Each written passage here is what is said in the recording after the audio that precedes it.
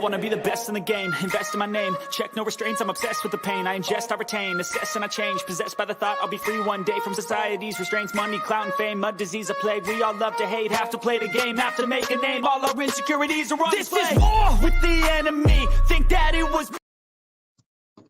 Boom. We're live. Good evening, everybody. Good Friday evening. Hopefully you're at home and gonna enjoy a weekend at home. I know I am, but I've been home for, let's see, I don't know how many days. I think I got home last Wednesday. So that's what? Wednesday, Thursday, Friday? No, this ain't right. What is today? Friday, yeah. I got home last Wednesday. So I'm still home. It's awesome. I enjoy it. I enjoy being home. Part of the reason I'm home though and have been home for so long is I tried to fix my truck. I had an issue with a inlet knock sensor. And I watched some videos on it. It looked like something I could do, right? I still believe it's something I can do. I went out and bought the right tools, but at first I didn't buy a big breaker bar, right? I was just using my ratchet, I think it was a 3/8 or maybe it was even a 1/2 inch ratchet. I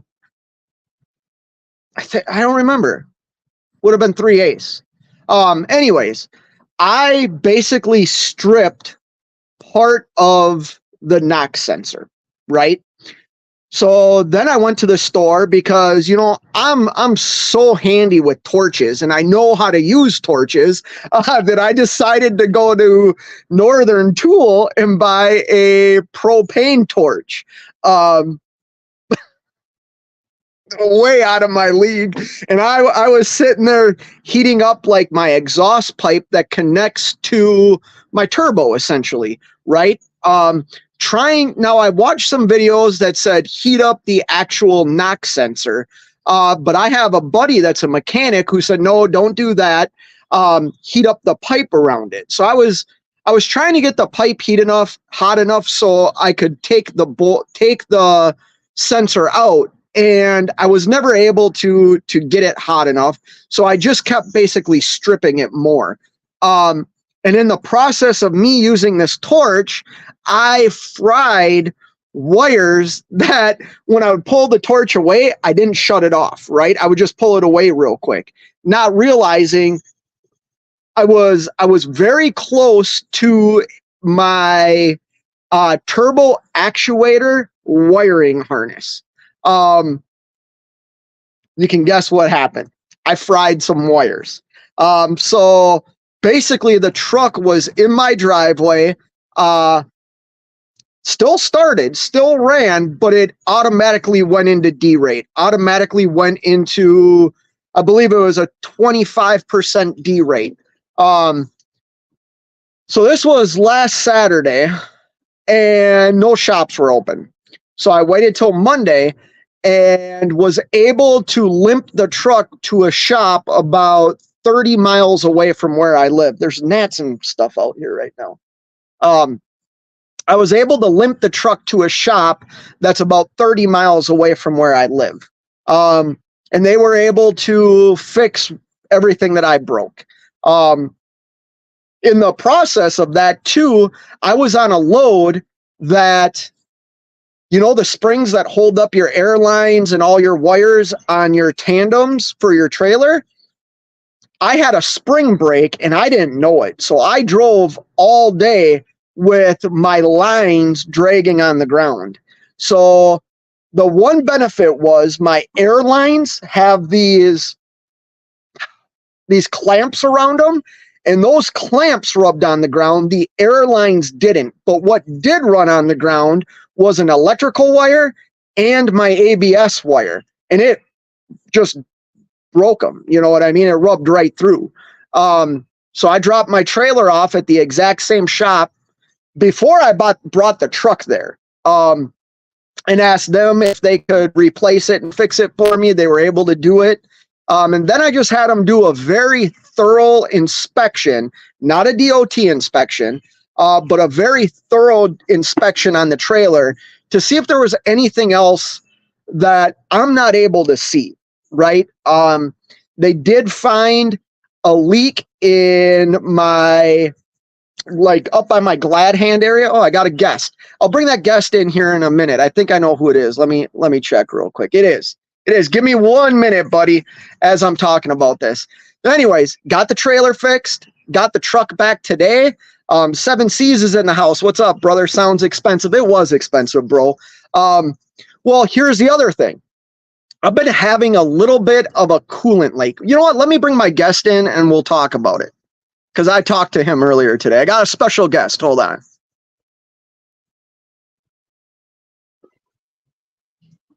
Boom. What's up, brother? The big dummy. Boom. Can you hear me? I can hear you. Can you hear me? Yeah, I can hear you. All right. All right. Hey, I love the little inside joke, the big dummy, but tell everybody who you really are, because you're not a big dummy. You're actually a successful business owner. Who are you? I'm Zimmerman Seal Coat, or ZSC Asphalt is my @name on YouTube. So nice. Yeah. Well, how are you today? I'm all right. Yeah, another day. Today is actually year 4. I started my business 4 years ago today, and me and you were talking about that earlier on the phone. And yeah, thanks, man. Yep, it's a big deal there. And we talk. Go ahead, buddy. Oh, I was just gonna say, yeah, it's cool, man. 4 years into it, it's been a lot of changes over the years so far. But I remember when you started yours, you called me and you were like, I filed the paperwork, and I was like, all right, man, yep, go get them. So. Yeah, no, it's for all you that don't know, I know Zimmerman Seal Coat. We used to work together. We really don't live near each other. He lives northern, like kind of I would call it the furthest northern metro suburb. That's how I would refer to where you live. Because I think once you get past where you live, it's no longer the metro area. I don't think where you live is the metro area, though. Let me be clear. No, it's slowly creeping in, yes. But no, once you go north of me, it's nothing but farmland and then lakes and woods. So. Hey, Poet, thank you, sir. I appreciate that. I will get to some comments. I do accept super chat, so it's nice. Thank you, Poet. I appreciate that, brother. Anyways, hold on. My dogs and neighbor dogs. Hey, Zena. I think they're just playing. I don't think they're mad.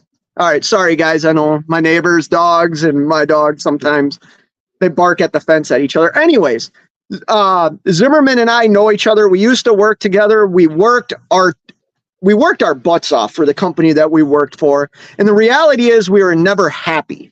So tell me real quick, Zimmerman, I want to use your real name, but I'm not going to. I'll respect you, big dummy. What led you to what you're doing now, being self-employed?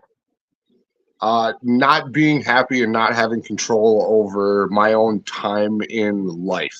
And then really quickly realizing that no matter where I go, even with all the experience that I had, I was never going to get much higher on the pay scale or financially any better than I ever was going to be where I was for what I was doing. And I decided to make a change. And it came in the form of stepping back to something that I had done before trucking. Well, actually, they kind of went hand in hand. I've got my Class A license when I was 19. So I've had it throughout my entire working career, but seal coating was something that I did before I went all into trucking for a handful of years.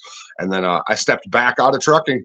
I got out of the seat and I left it. And I can still see the dashboards that I've spent many miles staring at. Every time I close my eyes, I can still picture every one of them, where all the gauges are, all the lights, all the everything. And yep. But no, we stepped backwards and now we're doing this. And it's been great, man. Starting your own thing it's a wonderful thing. Now let's talk a little bit about this, because I think a lot of people that get the mindset of wanting to venture out and be self-employed, sometimes I think, like in your circumstance, it was done by planning, quote, a little bit.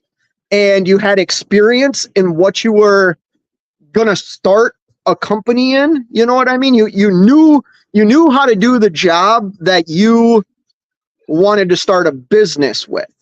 I'm not going to say you understood every aspect of the business. I think you've learned a lot over your 4 years and just the little bit that you and I have talked about. But explain to people like how do you go home and tell your wife, I am leaving a job that provides what we need to take a chance on myself? Explain that to some people. I guess the honest truth is I did first and asked for forgiveness later. Honestly, that's the story of it. I filed the paperwork without what she had to say about it, because she would have tried to talk me out of it. And I know that might be a tough thing for some people to kind of comprehend, but my wife would have talked me out of the safety and security of that paycheck every week. And, all the years of experience that I had put into the craft that I was doing at that time, which basically wound up at the tail end of everything, of all of my paving career and my landscaping career and everything else I've done. It wound up basically being a fine refinement of trucking, which I was being paid very well for it, for what I was doing, but I would have never achieved that next level. And I remember personally, one day I was landscaping, I was 18 years old, and the owner of the company came back and he got out of his pickup at the shop and he jumped up and down in the parking lot. He was so happy and I didn't understand why. And he went, "Woohoo, boys, we just sold a $180,000 boulder wall." And then he explained to us how big this wall was, what we had to do. And I realized at 18 years old that he was talking about making $180,000 in 4 days. We were going to get this job done in 4 days. They cut him a check for half down up front.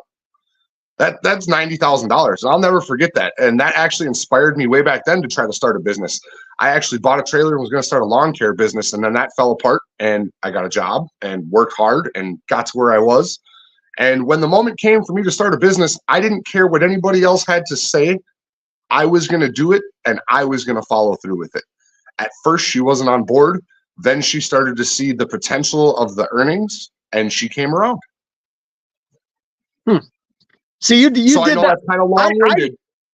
I honestly didn't know that. And you and I talk a lot. I didn't know that was your route to where you are today. And I don't know your wife. I've been on a phone call where she's might have been on the phone or something. I've never met her. I am shocked that you did it that way, because I'm just shocked because you do have a family. I mean, you have kids. You kind of have a bigger family. You know what I mean? Yep. And I did it with my. Oh, am I back? I did it by communicating with my wife. I've made that perfectly clear. It was. Oh, I lost you, buddy. My internet's horrible. I wonder if I should get off of it. I don't know. Your screen froze on your side. I can hear you.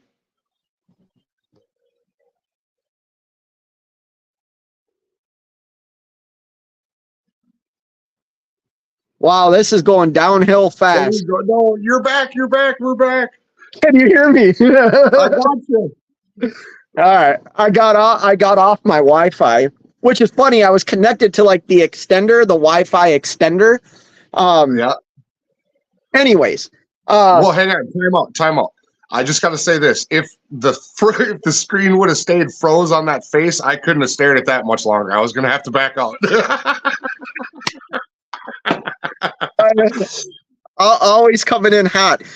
Poet, thank you again, man. Another super chat of $5. I really appreciate that, Poet. Thank you so much. Yeah, I did see your comment, Poet. I don't live in the Mankato area. I know what he's talking about, though, all the flooding and everything that's going down there right now. But yep. Let's get back to this, because I see it a lot in. Let me say this. I'm glad I'm doing a live show like this. A lot of people that I watch go live right now go in the vertical form. And I mean, you get a lot of views, you get a lot of people watching you, but you also get all the trolls that come in, and you don't get to have what I've noticed when I go vertical is I lose all the I don't want to say the wrong thing. Like I lose everybody that has supported me for a long time. Like they stop commenting and stuff like that, or I can't see their comments. So I'm glad I'm doing it this way because I think this is an important live show. But let's talk about something because I see this in trucking a lot, man. The negativity around brokers, around rate per mile, around everything. People seem to think that trucking is like being an owner operator is like the worst thing that you could do.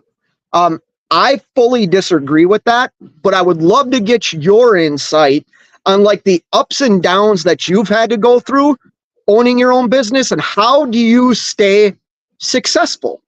It's hard because I see a lot of people around me failing right now and I'm not. So I want to hear from you how you stay successful and what your mindset's like.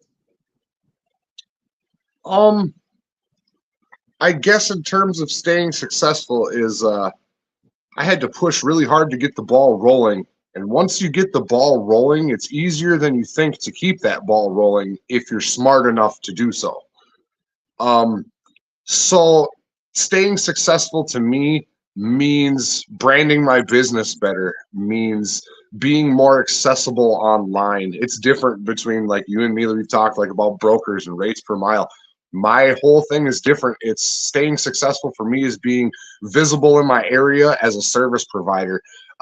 Being successful to me is making sure that I provide enough to cover everything I need to cover all year round, even in a slow season where my main money-making season is 5 months out of 12.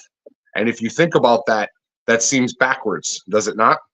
Yeah. It seems like who would go into business saying that you're only going to be able to make money for 5 months? Well, if you do it right, you can make it. So then I extend into the winter and do snow plowing in the winter. But with the snow plowing, it's not as lucrative as the seal coating. I still can keep myself busy. I give myself time. One side of the season is crazy and hectic. That's right now. The other side of the season is the phone doesn't ring and I'm pretty much hanging around waiting for the snow to fly. So being successful, I guess, is really a mindset. Are you happy with where you are in life? If you're not, are you going to change it? So hold on, really let me pause you right there because Yep. you are saying everything that I try and promote on YouTube. Real quick though, I want to address something. This is WCF Invader. He's on YouTube too. Really good guy, well, he's a carrier, has his own authority. Actually, WCF Invader, this is Zimmerman Seal Coat. The inside joke between me and him is, I call him the big dummy. He knows how there can be an apartment building right across the street from me that I park in front of for 3 years and never know it's there. So like, he's got a bunch of stuff for me, a bunch of jokes and stuff that he calls me, but this is Zimmerman Seal Coat WCF Invader. I know him. He's a business owner out of Minnesota, small business owner. But let's get back to what you were saying, because all I'm hearing is accountability. That's what I'm hearing from you right now. Is Yes. Your boss, most times when you complain to him, is not accountable for your problems. Think about it. I mean, yes, to a point, if it's a legitimate problem and you complain to your boss, within reason, they should take care of it. Most of the time, I even have some friends still that are in the trucking industry and they're company drivers. And, I get the same thing every day. Oh, I don't like running there. I don't like that run. Oh, you made it tough on me because now I had to preload for this run and I don't like going there. And that's a problem to them. And at the end of the day, if they're not accountable for the seat that they're sitting in and taking action for what they're going to do in their life, can you complain about where somebody else is sending you when you've agreed to do so for a fee? I mean, That's what you agree to on paper as a job. On paper, in a legal essence, you agree for your time to go for a fee. So if you're not willing to be accountable to that, can you be accountable to yourself as a business owner and to do everything you need to do successfully? I guess every time I complain to my boss, nothing got done. When I complain to me, I do everything I can about it. The problem is that sometimes you're not in a position to do what you feel would rectify the situation totally. But at that point, you have to figure out how to take steps towards that. You have to figure out the first one and then the second one.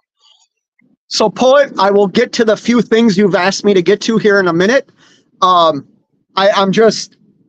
love what you're saying right now, Zimmerman. And what I mean by that is there's times that things have happened in what I do, right? And I know things have happened in what you do. And it's easy to look and blame whatever situation you're in. It's easy to blame that situation, or it's easy to blame the circumstance that you're in on something other than yourself.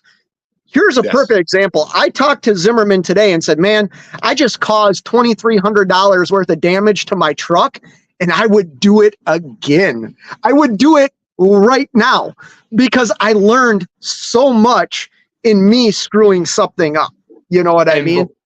Before you even said I would do it again, you said, I did $2,500 worth of damage to my truck. And before you even said that, I said, did you learn something? Because that's really what I need to know. I need to know if you learned something or not. Right. But I think so much is taking a hard look in the mirror. Now, listen, there's struggles with being self-employed. There are many ups and downs about being self-employed. I wouldn't want it any other way, but I think to get through the trials and tribulations of your business, you have to look in the mirror and really evaluate your character, right? Like who you are as a person. You hit the nail on the head. Like, are you in a good place in life? Are you in a good place with your family, with your wife? Like, you know, I'm not saying like my wife and I don't argue and have disagreements, because we do, you know, that's normal. But at the end of the day, is my best interest for my business to benefit me and my family, or just to get me what I want? You know what I mean? Did that make sense? Like, how do you?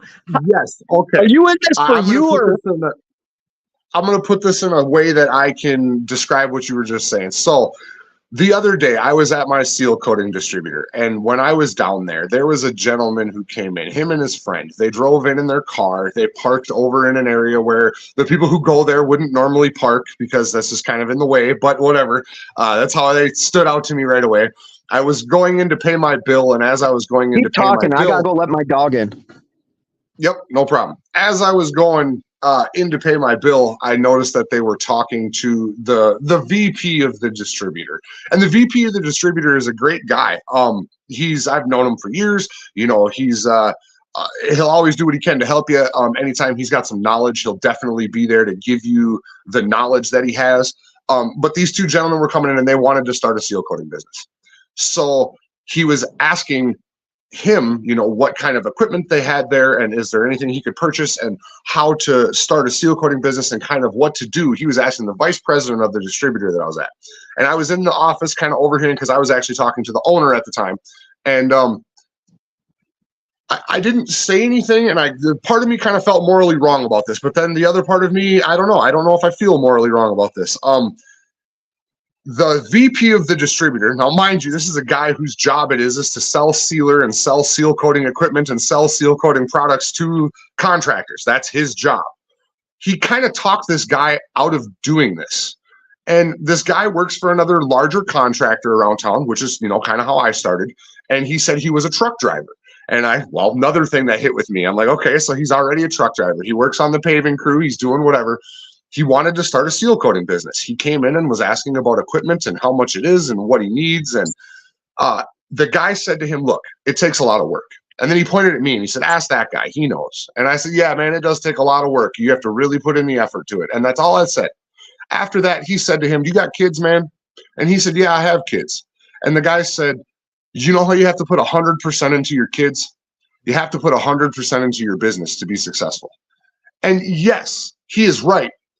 But I didn't correct him and say, I feel that putting 100% into your business is putting 100% into your children, because what you're going to gain doing it for yourself versus somebody else is entirely different. But that's not the point. So he was talking him off of the ledge and essentially killing this guy's dream. And to any one of you out there that's got a dream, don't listen to anybody. I don't care who they are. I didn't listen to my wife, and I started a business, and she walked in the door and she looked at me and I said, you are now 50% owner of a seal coating business. Do what you will with it. Make what you want with it. It is what we make it to be. And she said, how are you ever going to do this while you have a job? And I said, we're going to do it on the weekends and we'll see how it goes. I wound up making more money than I ever did driving a truck. And I said, I'm quitting driving truck. And then she supported me. Yeah. Okay. I want to drive. Don't give up. Don't quit. I don't know. Like I said, trying to explain that. Don't listen to anybody. If you're going to do it, do it. If you know it and you know it, do it. Well, here's the thing. I think you should, when I say listen to people, I think you should take people's advice and you should hear what some people say. You and I know a guy that I like to call the dream crusher, right? You know who I'm talking about. He owned multiple trucks. He was a very smart guy. And I look at what he told me before I became an owner operator, but I also look at when I was doing it. It was the right time for me to do it. When he did it, he gave up his entire life. You know what I mean? He doesn't have the things that you and I have today. And part of him wishes he did. You know what I mean? But he chose to. We also know this guy is very, very well off. He's probably a multimillionaire. I would honestly think so. But he sacrificed that. He sacrificed that at a young age to not be married and not have a family. And he gave me, that guy gave me sound advice. But anyways, let me get to a couple of things here. I'm going to come back to this comment because I got something to say about it, but I want to get to Poet. I know Poet's about to go to bed. He asked a question about, hold on one second. I'm trying to find it. You can always hit the link, Poet, if you want to jump in here. He says he's been denied jobs on an account of his age. He's kind of asking me about ageism. I will be honest with you, Poet. I have never experienced that. Obviously, I'm only 44. I don't understand why somebody, like, let's take driving, for example. I know that Poet has many years of driving. Why a company would refuse to hire you because of your age, unless they're just, I don't know, I look at that as like a form of discrimination, to be honest with you. So I don't know what else I could say on that, Poet. If you experience that, I'm sorry, man. But there's a great comment down there. I would say that sounds like it's the right time for him to do his own thing, because he's going to employers and they are denying him that financial security of whatever security was there before. Take accountability into your own hands. Buy a truck. Get in the lanes. Do the thing. Want to just run my live for me because you make better sense than I do. It was a perfect opportunity for me to tell him that. I mean, Poet, I don't know if you're still on here, man, but I believe in you. If you've driven a truck long enough that you know what the hell you're doing and you ain't wrecking nothing and running over curbs, and you ain't ripping sensors out of your truck if you know what you're doing to drive that truck, you are smart enough to run a business. Every step is the next step. You just got to figure out the first one and then the next one will come. Yep. No, running a business is not, I don't want to say it's not that hard, because it is hard, because you definitely have to be disciplined in running a business. You and I just talked about that today a little bit when you were talking about the big expense of you having to purchase a new trailer and things like that. Like, Hey, I'm sorry, but my kids, I see them on my cameras out here. I got to let you go, bud. all right, well, if you could come back in, go ahead. I'm so sorry, but I don't mean to cut this short, but I got something going on outside in my front street. I got to let you go. Yep. Later, bro. Later, I hope guys. everything's all right, man. Okay, there we go. So 7C's says, would you pay $2,500 to have someone show you how to make the repair? I'd say no. Come on, that doesn't make sense to me. Here's the thing. It taught me that is a repair when here's what ended up happening. They had to take off the whole exhaust pipe. They had to re-groove the threads, something that I couldn't do. So that cost let me know if I attempt something and it doesn't work like the first 2 times, it's probably something I shouldn't do, because it's going to cost me more to have somebody else fix the mistakes I've made. If I would have just brought it in there and had it done, the guy told me it would have been like $1,000. But I also had the part, so you take off $400. You know, you're looking at $600. I still think that's a lot of money, to be honest with you, because, well, not for what they did. What they had to do, you know, you have to pay by the hour and crap like that. But yeah, I don't mind paying to know that it was something that I couldn't do. You know what I mean? And I don't mind paying it. I love learning. You know what I mean? I got a couple of buddies that own trucks. They own a shop. They do a lot of work on their own trucks. And when I'm in their area, I pick the guy's brain. I have them show me how to do stuff, because I want to learn. Now, would I pay him to show me how to do it? Absolutely, I would, because that investment can lead to me over the course of time doing the work myself. That saves me money. So I would pay for it. WCF Invader saying hi. Speak of the devil. The animals in the house. What's going on, man? How are you doing? It's almost bedtime for Poet. Guys are talking. Mark Ely's in the house. What up, brother? How are you, man? Hope things are good with you. It's the weekend. I kind of wish, but it's looking over public safety. I guess I could see that argument a little bit, maybe. You know, who knows? I don't know enough about that. I wish Zimmerman didn't have to go, because you all know I tend to stay pretty positive in business. And I firmly believe business requires a mindset. Things aren't always going to go your way. You know what I mean? And you have to understand that. And you have to accept that. I mean, life doesn't go your way all the time. What makes you think driving a truck or operating some other business is instantly going to be, meaning you're printing money, meaning nothing's going to go wrong, you're not going to have any problems? I don't buy into that. I believe you're going to face a lot of adversity. And I believe business, along with sports, will test your ability to overcome adversity. Now, there's 2 ways to kind of look at that. A lot of people play a victim. A lot of people are willing to blame everything around them and everything that they actually have control of on why they're failing. They refuse to take a look in the mirror and change some things. You know what I mean? 2-4, I see you. What's up, brother? How are you? I really believe that successful people understand that adversity is part of change, part of growth, part of obtaining what you want to obtain.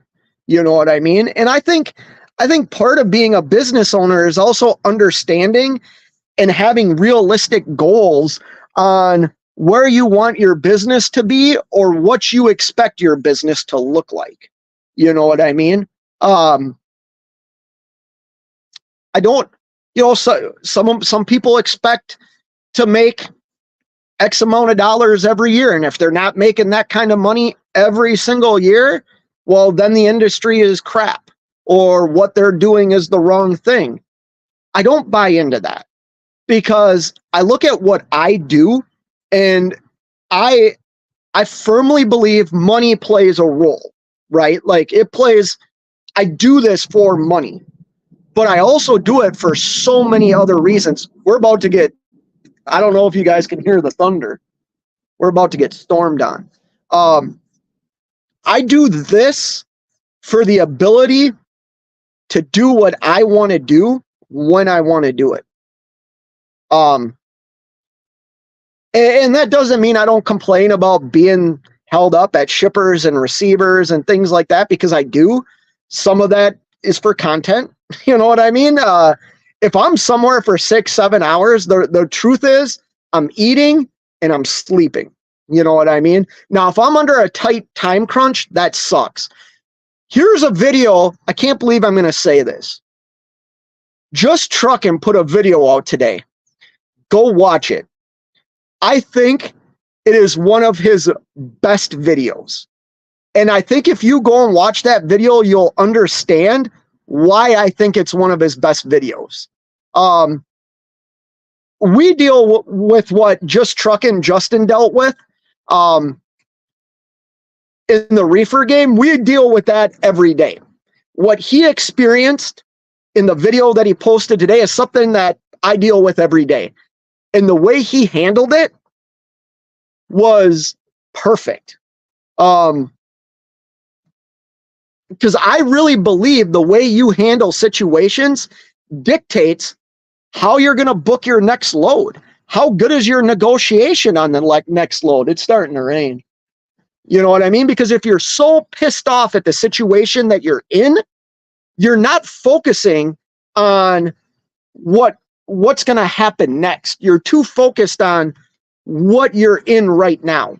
You got to learn to get out of your way. You just do.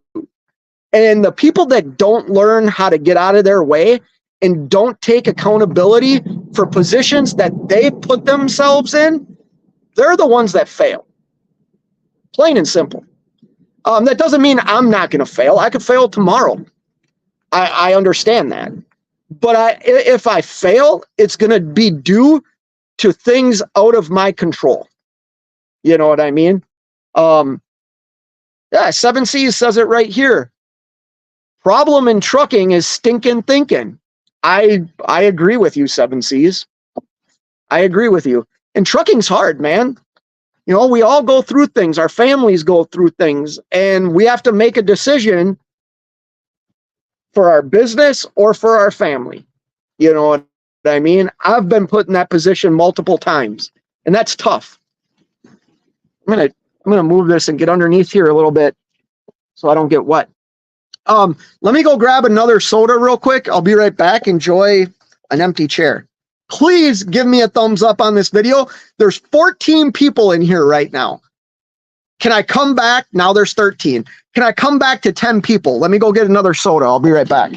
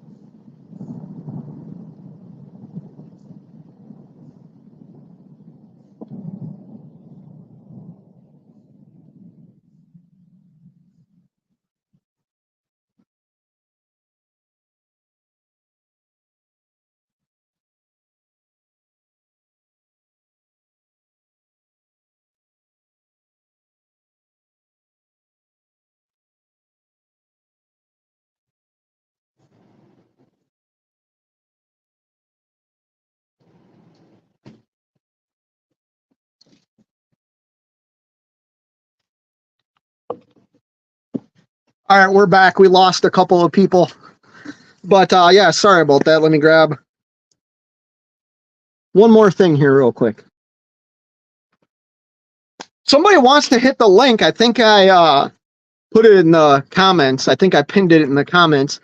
Anyways, a wise man once said, trucking don't care about your feelings. That's right, brother.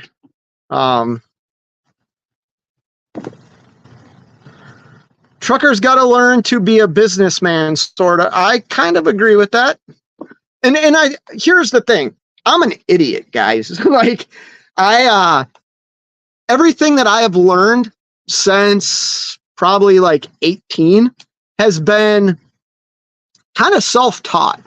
You know, I do a lot of reading. I do a lot of researching certain things to gain knowledge, because the reality is, like, even college, I failed out of college, guys. I've told you all that. I'm sure I have. I'm not good in like the classroom setting of school. That's just not where I am. You know what I mean? I learn outside. Oh, here we go. Poet says, Scott, I started when I was 21 as an owner operator.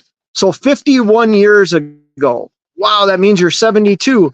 My ex saw the 80 grand in our bank account. Spent all of it in less than 9 months. My bad. Took me over 10 years to pay it back. Wow, that's crazy, man. That sucks. I will say, when I started this, hopefully the rain's not too loud. When I started this, I saved for quite a while, because I knew the costs. I've been in the industry over 20 years by this point when I became an owner operator. And I obviously have a breaking point. You know what I mean? I will never put my family in a bad situation, ever. I care too much about them. And I'm able to look past my pride to understand that if I'm failing, I'm failing, and I need to get out, and I need to get out now. I'm gonna have to go in the house, I think.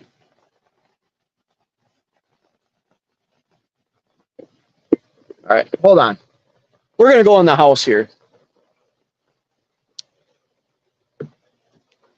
Oh, yeah, it's starting to rain pretty hard.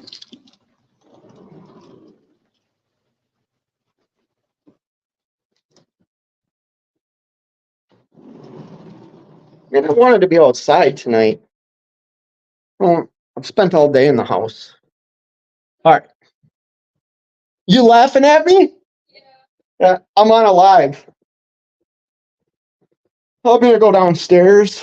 Let's see, where should I go? We'll go to the couch down here. I was gonna sit at my desk, but I'll come down here to the couch. All right, let's set this up. All right, there we go. Where's the remote to the TV? There it is. I took a nap on the couch earlier today, and I was watching, I don't know why I love this movie so much. I was watching the movie, The Other Guys. That movie just cracks me up. You want to come up? Have you all seen my dog? She likes to. Freight hauler. Let's see what W. Stephen Vader has to say. Cheap freight hauler. Problem isn't making money. It's more. Now down. Cheap freight hauler. Problem isn't making money. It's more about keeping the money. The amount of money that flows in and directly out for fees, taxes, maintenance, etc., is ridiculously high. It is. The thing is, you're in control of some of that. You're in control of your fuel costs. You're in control to an extent, right? Like, I understand fuel goes up. You got to pay the price to operate your truck. You know, maintenance costs, you are semi in control of that. If you maintain your vehicle and do normal maintenance, you might say, well, I know for a fact you will save over the long run. I just had a talk with the shop that my truck is in or was in today about getting my DPF filters cleaned. My truck is at like 450,000 miles. I believe Cummins in my manual says 500,000 miles. They recommend a bunch of stuff. So I think when I'm going to go on vacation again, I'm only going to work for like 2 weeks and then go on vacation. I think I'm going to drop my truck off and have them replace my DPF filters and do stuff on my truck. Now, that is an upfront cost, but in the long run, that's going to save me money from being like stranded on the side of the road, which happened in my Mac. You know what I mean? So I'm not in disagreement with you, WCF Invader. The expenses are very high, but please understand that's not just in trucking. I wish Zimmerman was still here. I have a family member, I have a brother that owns a concrete company. You want to talk about expensive costs? His business costs make us guys that are owner operators look like pennies. You know, now on the other side, there's times jobs pay him, you know, insane amount of money. I mean, like gross revenue wise, but his expenses are super high. So we're not the only ones that are facing the struggles of operating a business. You just have to be disciplined. If you're not disciplined with your money, I don't care what business you're in, you're not going to succeed. If you are not a disciplined human being, you're going to have a more difficult time obtaining the goals that you want to obtain. I firmly believe that. I love Sprite.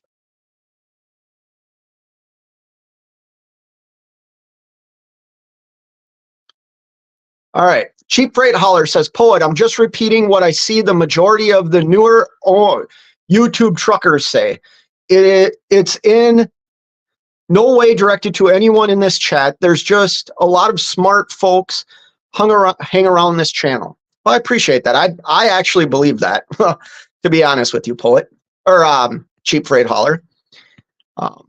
Aaron's in the house. What's going on, man? I know this is a little off topic, but right after watching your video showing the nice Peterbilt with the spread axle reefer, I looked up and he is pulling into a truck stop in Angola, Indiana. That's crazy, man. And I bet he is. So that guy that was in my video, if it's the same truck, that's the area he runs. I know I've actually kept in contact with him for some other reasons, other opportunities, I guess. But yeah, that truck and trailer was ridiculous. I talked to a guy the other day at Jewel in Melrose Park, Illinois, that has $500,000 invested in two trucks and one trailer. But his first truck, the truck he was in, is his winter truck, and he's owned that for like 25 years. So it's his new truck that he's got and his trailer, and he's over $500,000 invested in those two pieces of equipment. That's something I don't understand. When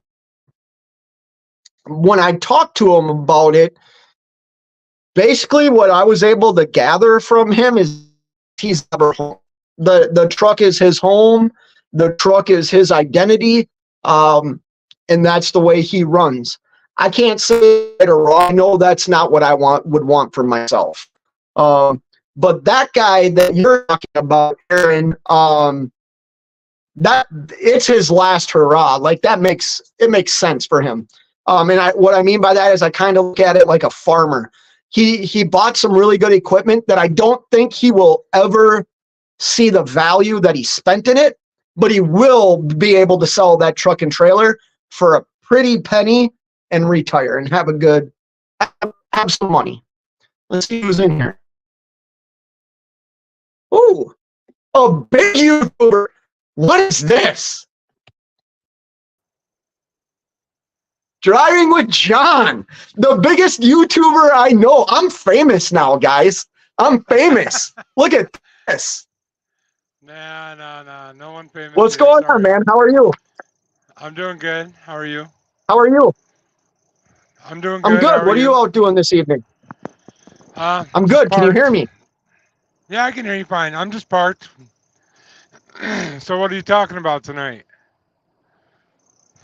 Oh, well, I was talking to my buddy earlier, just kind of positivity, man. And actually, this is great. I'm glad you're here because, well, everybody that's you, share a little bit about your trucking journey real quick. You mean the start or the troubled times or the good times? What do you want to know? Just start, like, before I met you. Like, you, I was because working. at one time you were an owner-operator. Yeah, yeah. Well, I was a company guy running Reaper, and then I left that to become an owner operator. Actually leased on to somebody that you might know.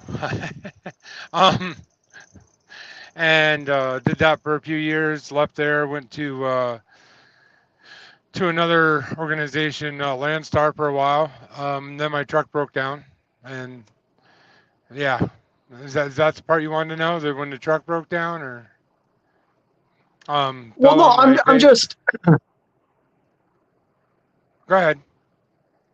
what I'm talking about is like mindset, right? And Oh, I'm not going to say you fell on your face. You just said that, but that, like, well, like, how do I say this? there's Like, nothing you wrong look with in the mirror. there's nothing wrong with falling on your face or saying that you failed. It's if it defeats you, that's the problem. So, yeah, I say I fell down and fell on my face, or I failed, but I say that in a way that it didn't beat me. I got back up. I started over again. I dug actually still digging my way out of a hole. I started with a company again. I still have my truck, and I eventually will have that back up and running again. Whether that means I'll be an owner operator again, we'll, I guess we'll have to wait to see that part. But yeah, it is a mindset. It's never being defeated, even if you fall down. No matter what happens, you always got to get up and swing harder than what hit you. So Yeah, I agree with that. And I also yeah. agree with, if you make a mistake, do you think, let me ask you this, John. Let's say you become an owner operator again. Let's just hypothetically say that. Okay. You did something that a lot of people don't do. When you say, when I don't want to say this negatively, like when you fell on your face, you actually took accountability. Like, you talk about that, because that's a tough thing to do. Like, you realized some things in the process of building yourself back up. Like, you learned valuable Well, lessons. yeah, well, and anytime that something goes bad, there's only a couple different ways that it can happen. I mean that you can look at yourself when it happens. Some people make excuses and blame other people. Some people take accountability, blame themselves, figure out how to, and then stay there. And some people, understand that it's their fault. They figure out what they did wrong and try to make it better again. I'm hoping I'm that third guy. I'm trying still, and that's the path I want to be on. Yeah, I made a lot of mistakes. I did a lot of things that you shouldn't do as an owner operator. Just to give you an example, like, intermingle business with personal funds. It was hard times, and so yeah, I swapped money where I shouldn't have probably. I mean, legally, tax wise was all covered, but I would never do that again as an owner operator. They're two separate accounts. They have to stay separate. You can't do that. And also putting away money, like when the times were good, and when that was, when the times were good, I could have stored away a ton of money. But The one part I don't take accountability for is there was a personal situation, you know what it is, and I'm not going to mention on here, but it took me away from trucking for a short period of time, and well, for a good amount of time. And because of that, I couldn't save quite as much, but I could have saved more than I did, for sure. The only reason why I ended up where I am now is because I didn't. So. Yeah, no, and that's, John, I've told you this before, man, and I'm not even using this as, how do I say this? You took adversity. You went back to being a company driver, working for what I think is a good company. You make really good money, but then you took your drive and put it to something else right now. Oh, okay. Yeah. You know what I mean? Like you took everything that being an owner operator kind of taught you, the sacrifice, the drive, the hard work ethic, and you've put that to something else that, I mean, I'll say it is YouTube. You know what I mean? You have busted your ass on you. What anybody says, you and I have talked about this. You've worked hard to get and accomplish what most people never accomplish and that start YouTube channels.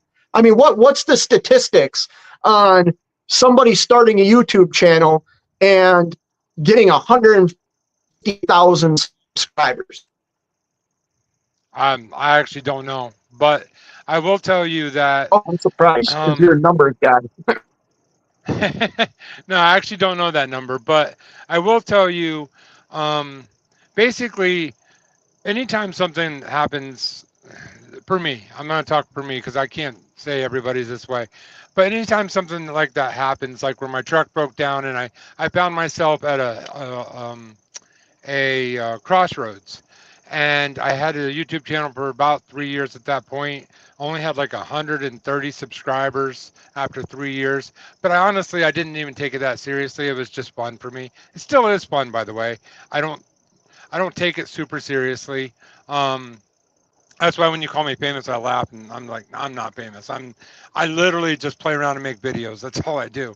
But what I did do is I invested a lot of time into, I saw this new thing on YouTube called Shorts, and I started analyzing shorts and making remixes of shorts that were on YouTube and figuring out, all the different things I could to try to make them as good as possible. And then I split off on the remix and started my own thing. But because of that time that I wasn't in trucking after my truck broke down, I focused very hard on that. And within that last year, I went from 139 subscribers to over 100,000. So, but that's crazy. And everybody, hey, do you have a? Go ahead. Do you have a soundboard by any chance? Yes, but it's not hooked up right now. I'm just talking through my phone. Okay. There's people that are asking to turn your volume up, but I don't know. Like if you're talking through your phone, I don't know. Maybe you're not connected. Tap your headset. Tap your headset. Yeah, I'm hearing that through the speaker. You are talking through your mic. Yeah, I am. I'll speak You up. are I'm talking sorry. through your mic. Yeah. Can you hear me better Yeah, now? no, I can. Yeah. I mean, Okay. I can hear you fine. People were just saying they couldn't hear you. Oh, okay. No, I can't see the comments, so I have no idea what's being said.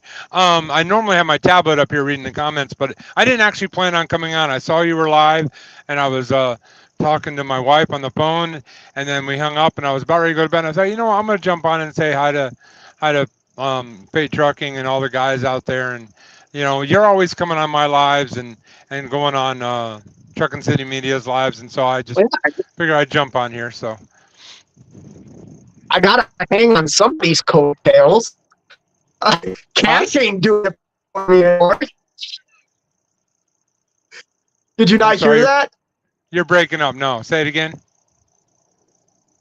Oh, I said I gotta hang on somebody's coattails. Cash's King isn't working for me anymore. You're Man, not on my internet. coattail. Yeah, you're not on my coattail. Here's the thing. You and I are friends, and I'm not ashamed to say that because you've helped me through some hard times. I've helped you through some hard times. That's what friendship's about.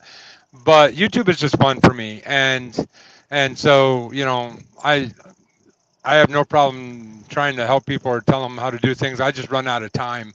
I mean, driving an 11-hour day and putting 4 to 5 hours a day into YouTube, not a lot of time. So You drive 11 hours a day? some days, yeah. I mean, Damn, today I drove 10 hours and 15 minutes. So, yeah, not every day. I mean, I do have shorter days and longer days. It's like everybody else, but that's just, broad statement. But I do work. I basically do 2 full-time jobs when I'm on the road. When I'm at home, I put trucking and YouTube to the side, and I just enjoy my family because that is why I do everything else. So, as every trucker's probably that same way. So, I'm about to put a comment on the screen that is talking a lot about what we talked about the other night. Poet says, cheap freight hauler. I have an OL, I don't know what that is, with medical problems to look after in Canada. With what I get for pension, I can't live on. My Teamsters pension is no longer. Thank you, Jimmy Hoffa. I laugh at the end of that poet. I'm not laughing at your pension being not available to you. I'm not your age, but my pension's gone. I was in the Teamsters, and my pension's gone. For 13 years, I paid dues. I was a good employee, and I was vested in the union or in my pension program, and my pension's worth nothing today. That's a hard pill to swallow. I couldn't imagine being your age and dealing with that, poet. Sorry to hear that. That would be rough. That would definitely be rough. Yeah, we had that live the other day about unions and all that kind of stuff, and that came up. But yeah, I'm luckily never had to. I say luckily. I guess you know where I stand. Never had to be in a union for truck driving. I was in a factory though. When I graduated high school, I worked in a factory for a few years, and that was a union shop. Paid my dues, all the things you do with a union. So. Well, I want to get to another comment because 7C's asked me. Here we go. Hey, you ever get a better look at that W900 you saw? Excuse me. I shared seeing my dream truck. That day I stopped and looked at it. I started it. I drove it around the lot it was in. I haven't seen it since then. And the reality is 7C's, I'm not ready to purchase a truck like that. There will be a day I probably will, but right now I'm still in the business of trying to make as much money as I possibly can. And the easiest way for me to control that is fuel economy. Fuel is my biggest expense as an owner operator. It is something I work on consistently. So my dream of owning a W900 is going to have to be put on the back burner. Shannon's in the house. What up, Shannon? I saw your short today. Shannon was out in Utah at what the salt deserts or whatever, salt flats of Utah. I've never seen that either. That was pretty cool short, Shannon. Anyways, I kind of lost my train of thought. That's no problem. I got my tablet turned on, so now I can see the comments. Oh, okay. In StreamYard, when you come in and you're a guest, you don't get to see the comments. So I was kind of feeling a little lost. I'm used to having them. I tell you what, I said earlier, man, I like doing the lives this way because it's the normal people that are here. I'm looking at the thing. There's 9 people in here. I think I should go vertical and get 200 and get some new subscribers. Well, it's weird. When you go horizontal like this, you get a lot of the crowd that you know very well. You know what I mean? Like the Seven Seas and the WCF Invaders and the Poets and, you know, Shannon Thomas, all the people that you know, participate on I'll these. be honest with you. I will be honest with you. Hmm? I'll just be honest with the 9 people that are in here. Obviously, I want to grow. My YouTube channel's growing, and I'm putting out more content than I've ever put out before because It's good. I like it, right? So obviously, I want to grow my channel. The problem with doing that is I don't want to lose like the network that my channel has like given me, if that makes sense. 100%. You understand what I'm saying? Like, I would rather have one subscriber. Like, I'm just going to point my finger at one person here real quick. WCF Invader, Poet, Shannon. So I did 3. Cheap Freight Hauler, 7C. I would rather have one of them versus like 20 new subscribers. Does that make 100%. sense? No, it makes sense. I'm telling you what, see, when you're a shorts channel, you get a random, like, I have a lot of wide swaths, and most of them aren't truckers.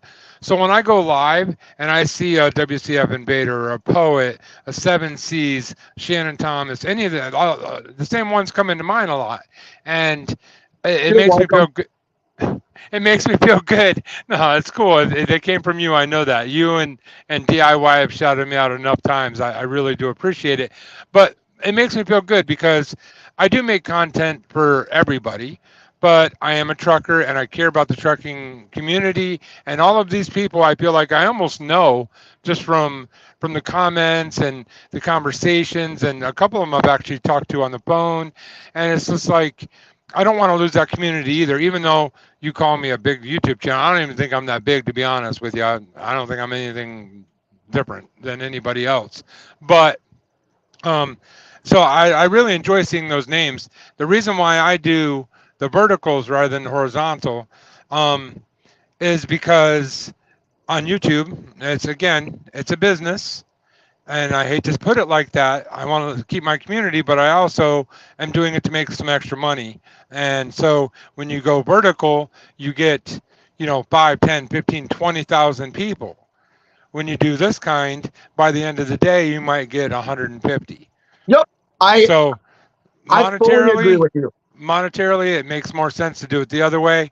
But I agree with you that these people that are in blue on my chat right now, because they're moderators, and they are on my channel too. I think pretty much every single one of those are.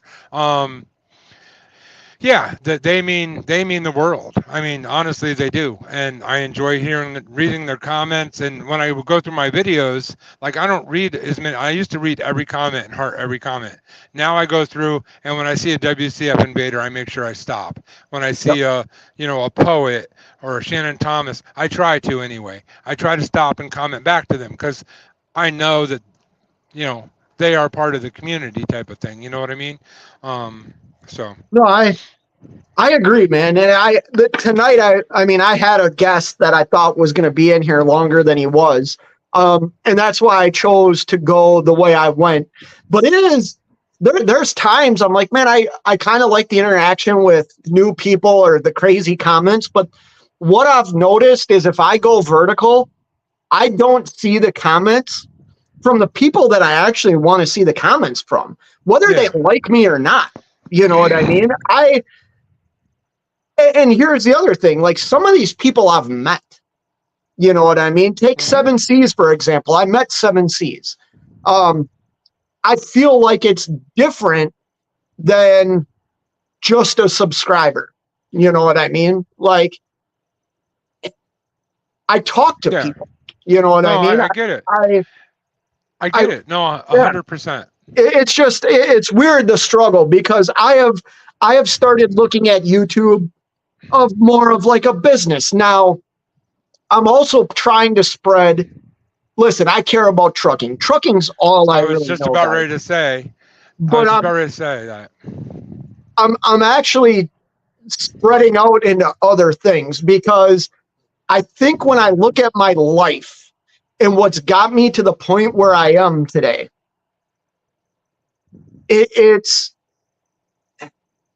I owe so much of where I am in my life today to like the life lessons that I've learned.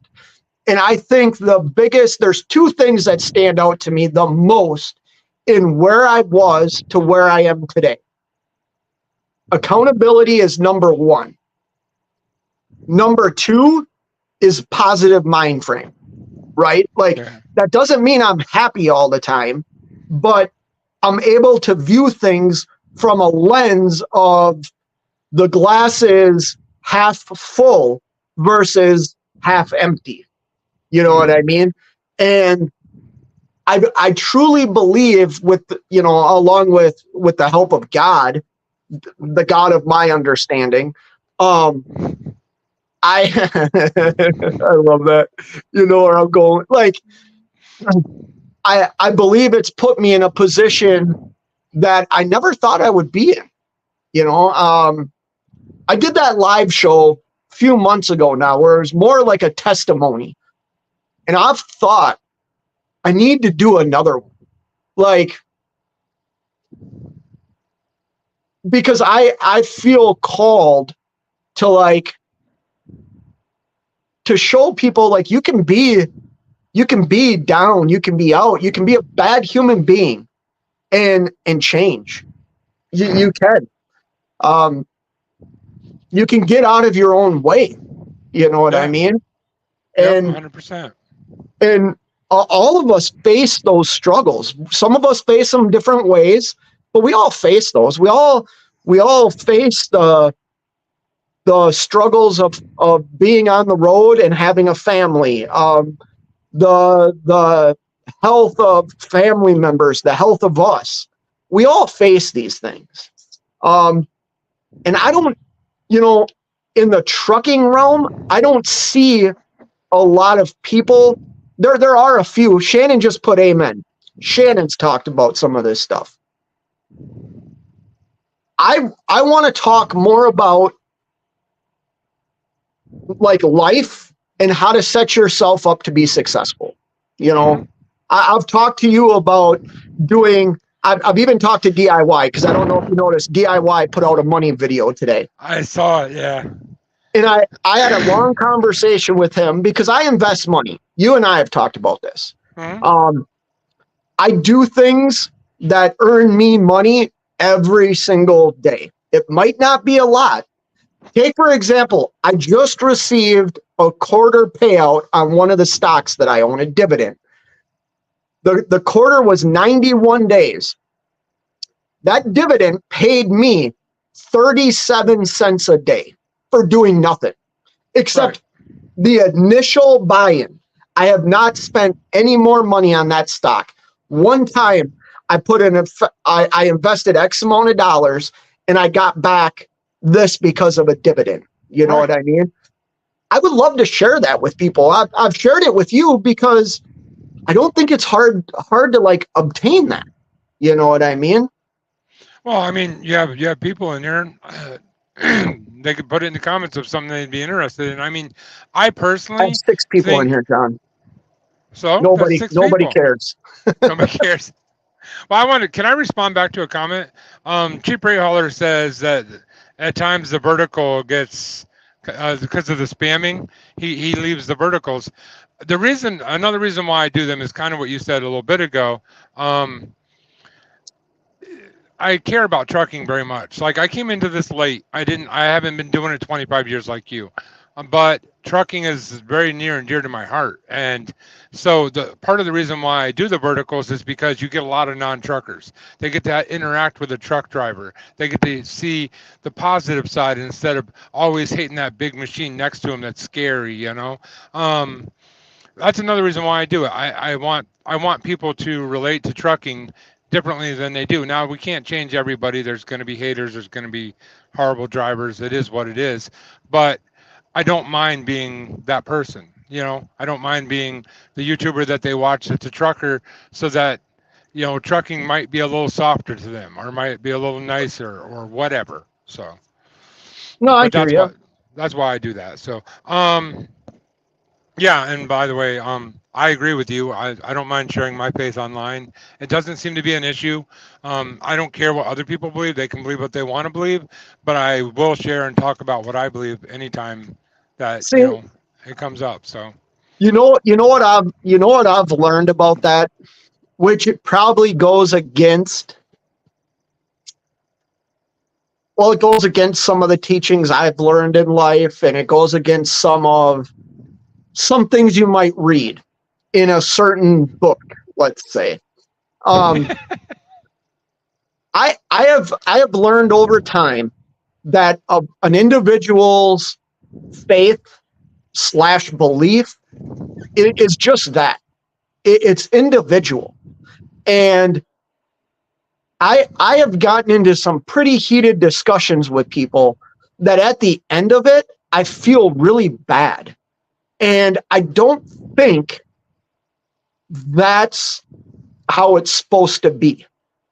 You know what I no, mean? no. Like, Well, we're human. We're human. We're gonna. I get that, John. Yeah, I get yeah, that. But I've learned that I'm trying to be more understanding of certain people's opinions on stuff versus what I believe. And Lord knows that maybe I only hear what I want to hear at times. That's okay. Like, for where I'm at in my life today, I understand that that's okay because I'm right where I should be. You understand what I'm saying? Yeah. Right now, I'm right where I should be.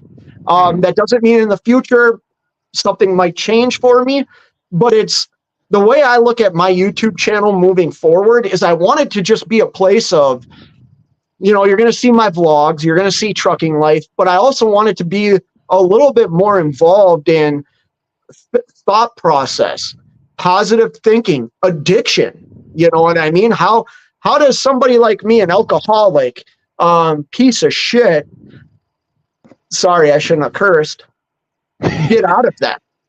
How does a guy get sole custody of 2 children that lived a life that you never thought that person should have custody of kids?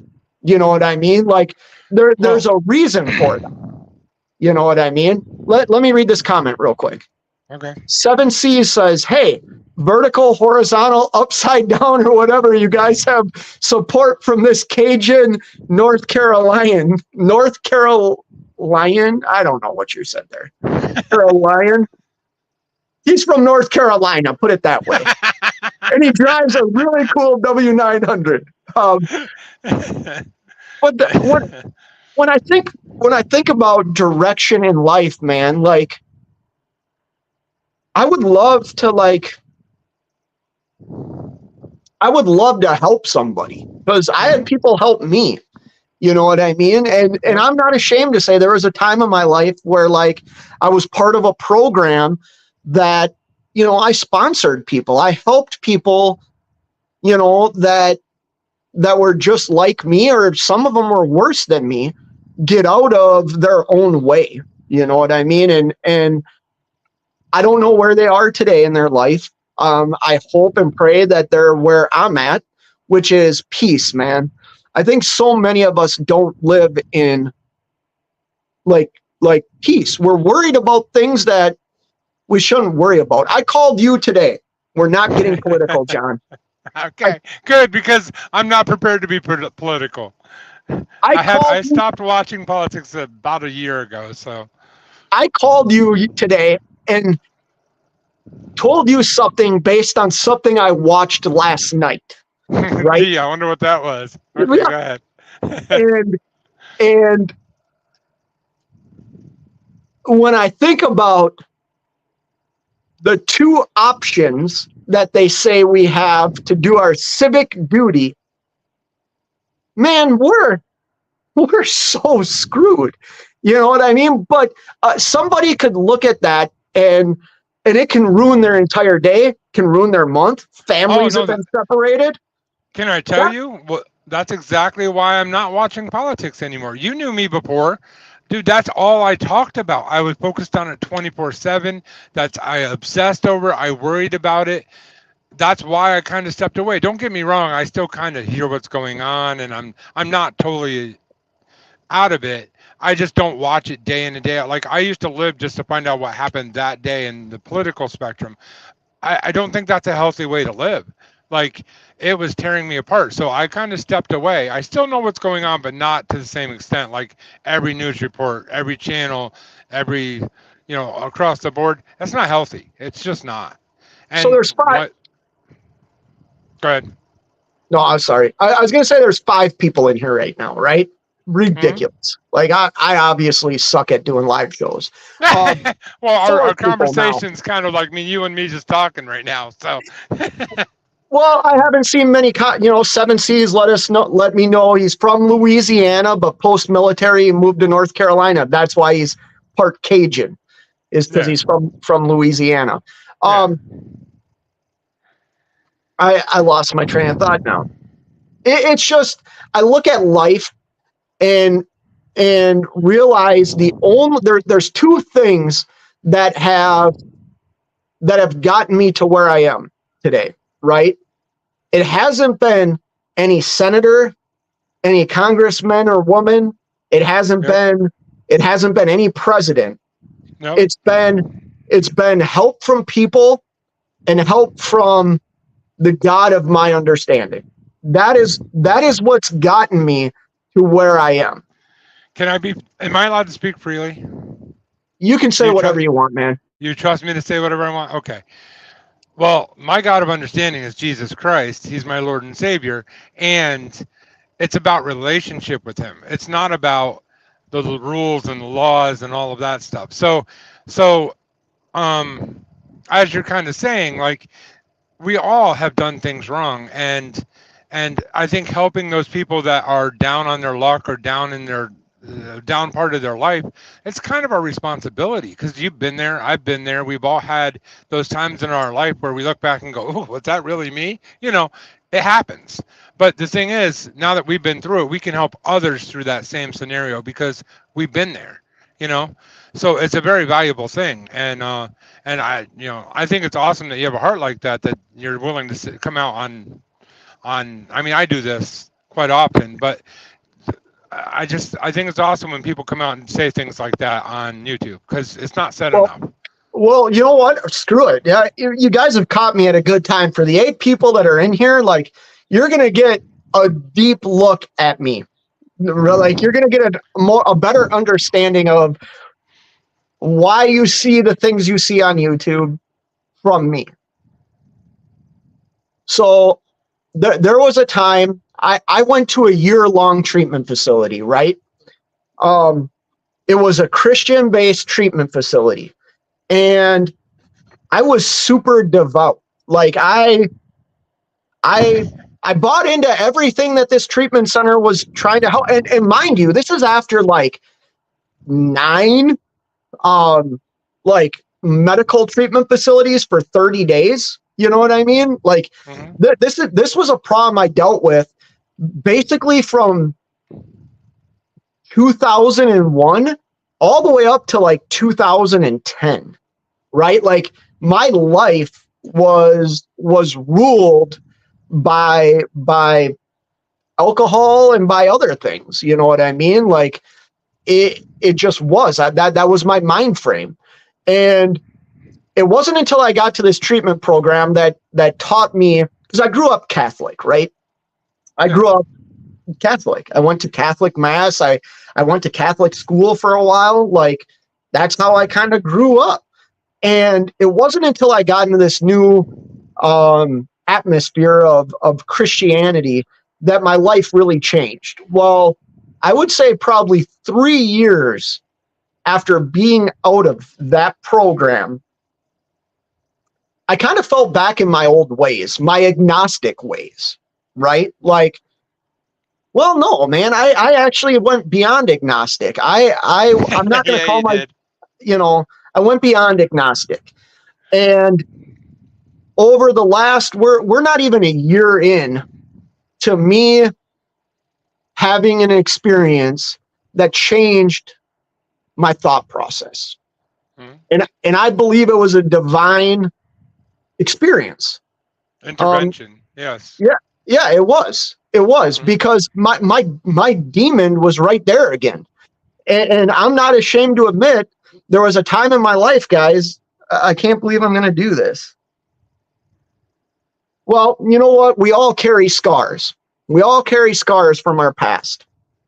And there was a time in my life where the demons that wanted me led me down a path that I almost ended my life. And it wasn't until they started showing back up. Like, I believe they're always there. I believe they're here with me right now. I just believe that God and the power of God and the armor that I kind of am wearing right now, because I still feel like I'm learning to crawl again. And I don't agree or like buy into everything right now, right? Like, that's just where I'm at. But I believe that force is stronger than what's on the outside of me, right? Mhm.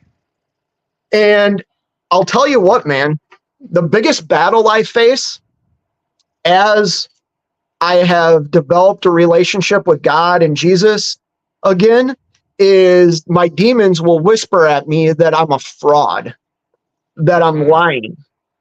And the few conversations I've had with you, I can think of one about a month ago. I believe I was being led by the wrong thing. And that's why I said, like, I don't know how many conversations right now I should have with people about this, because I still believe there's that inner battle going on for me, man. Like, and Well, that sucks to say. here's the But it's thing. the truth. Here's the thing. You have a relationship with a creator, okay? And yes, you are being attacked, but you have Jesus. Jesus is bigger than all of that. Like, who made the 7C said, "Little demon, big Jesus." 100%, I agree with that. Yep. Like, it doesn't mean he can't whisper at you. I hear it too. I get them all the time. I'm always, you can't do this. You can't do this. You can't do this. You suck at this. You're old. You're fat. You're ugly. Whatever it is. Like, we all have that. And when we all come crawling out, Jesus saves you where you are. Like, it doesn't matter if you're in a gutter with a needle in your arm. Jesus can save you at that moment. He saved you in that gutter with that needle in your arm. It doesn't matter. Like, for people to say, like, oh, Christians think they're all high and mighty. No, Christians go from way up to all the way down in the gutter. Like, you can be a Christian anywhere.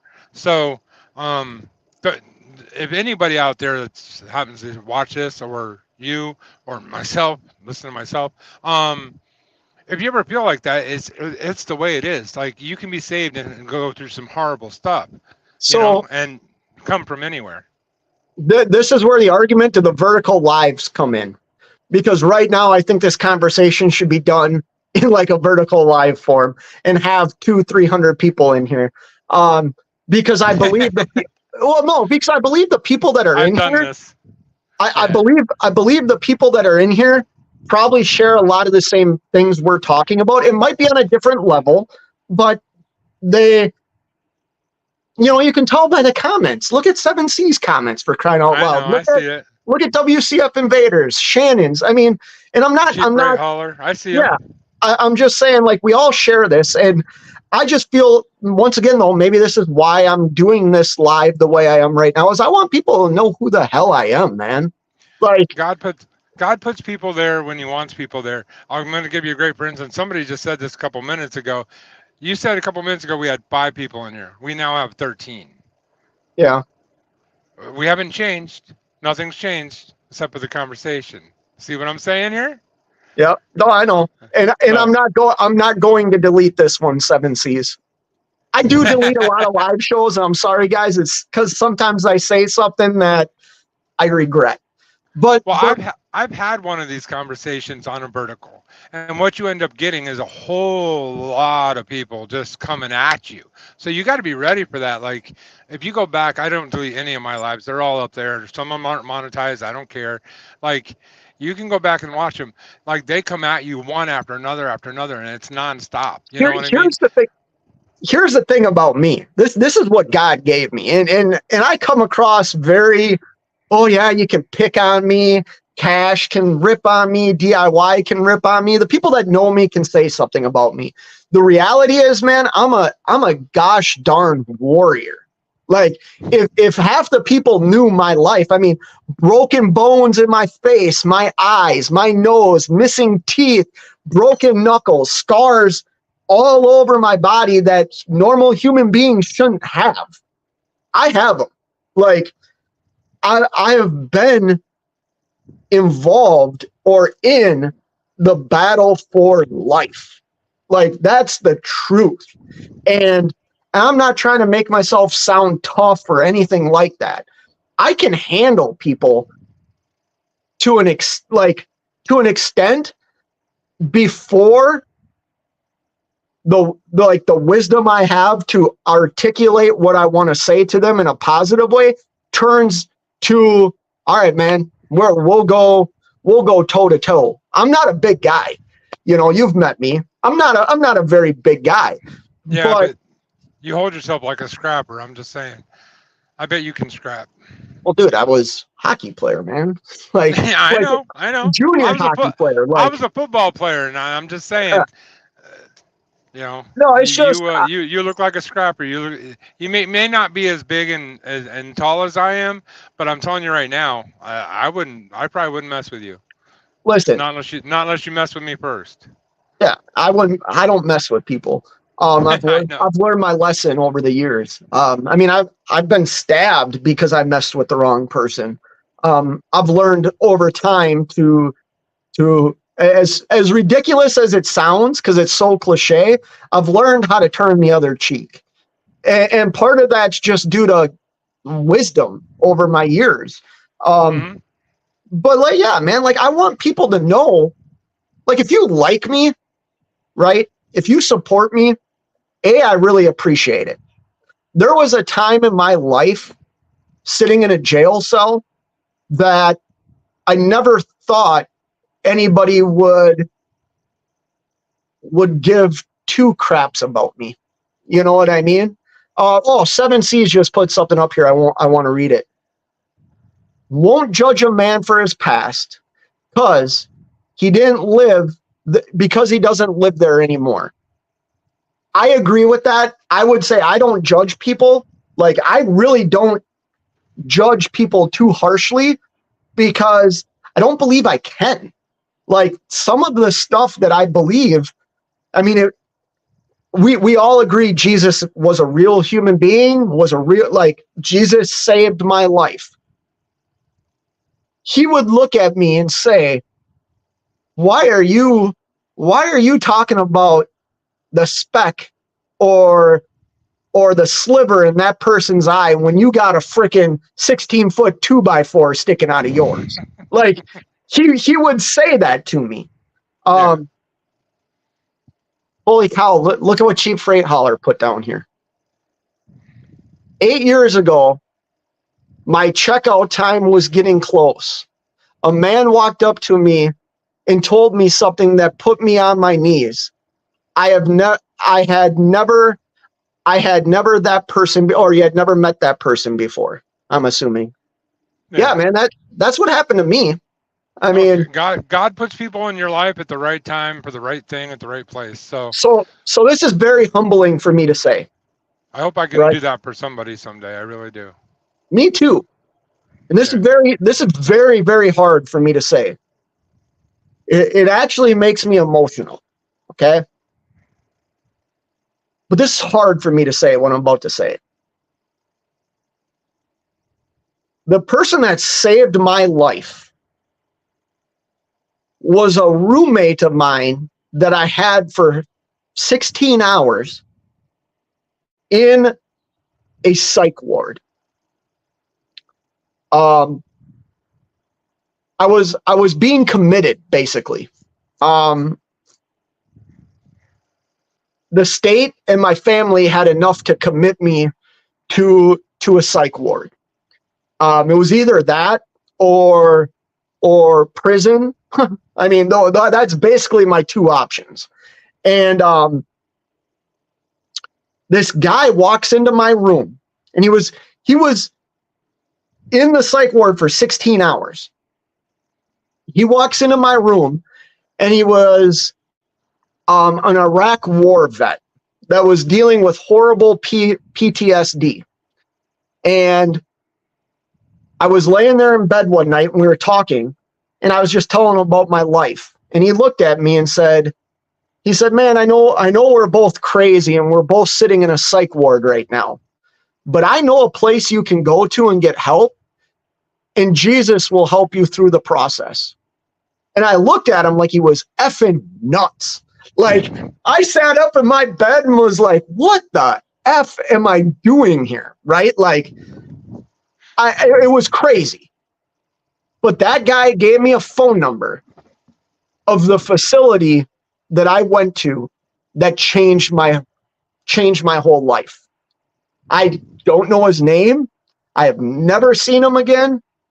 And I don't know why this guy, who was all tattooed up, an absolute killer, like a killer, took the time to care about some guy who was going through withdrawals in a psych ward with bandages on me.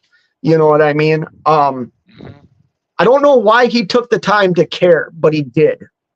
And it changed the whole direction of my life. We got a guest here. Let's see who this is. Oh, I love the name. I'll bring you in, buddy. Good What's evening. going on, man?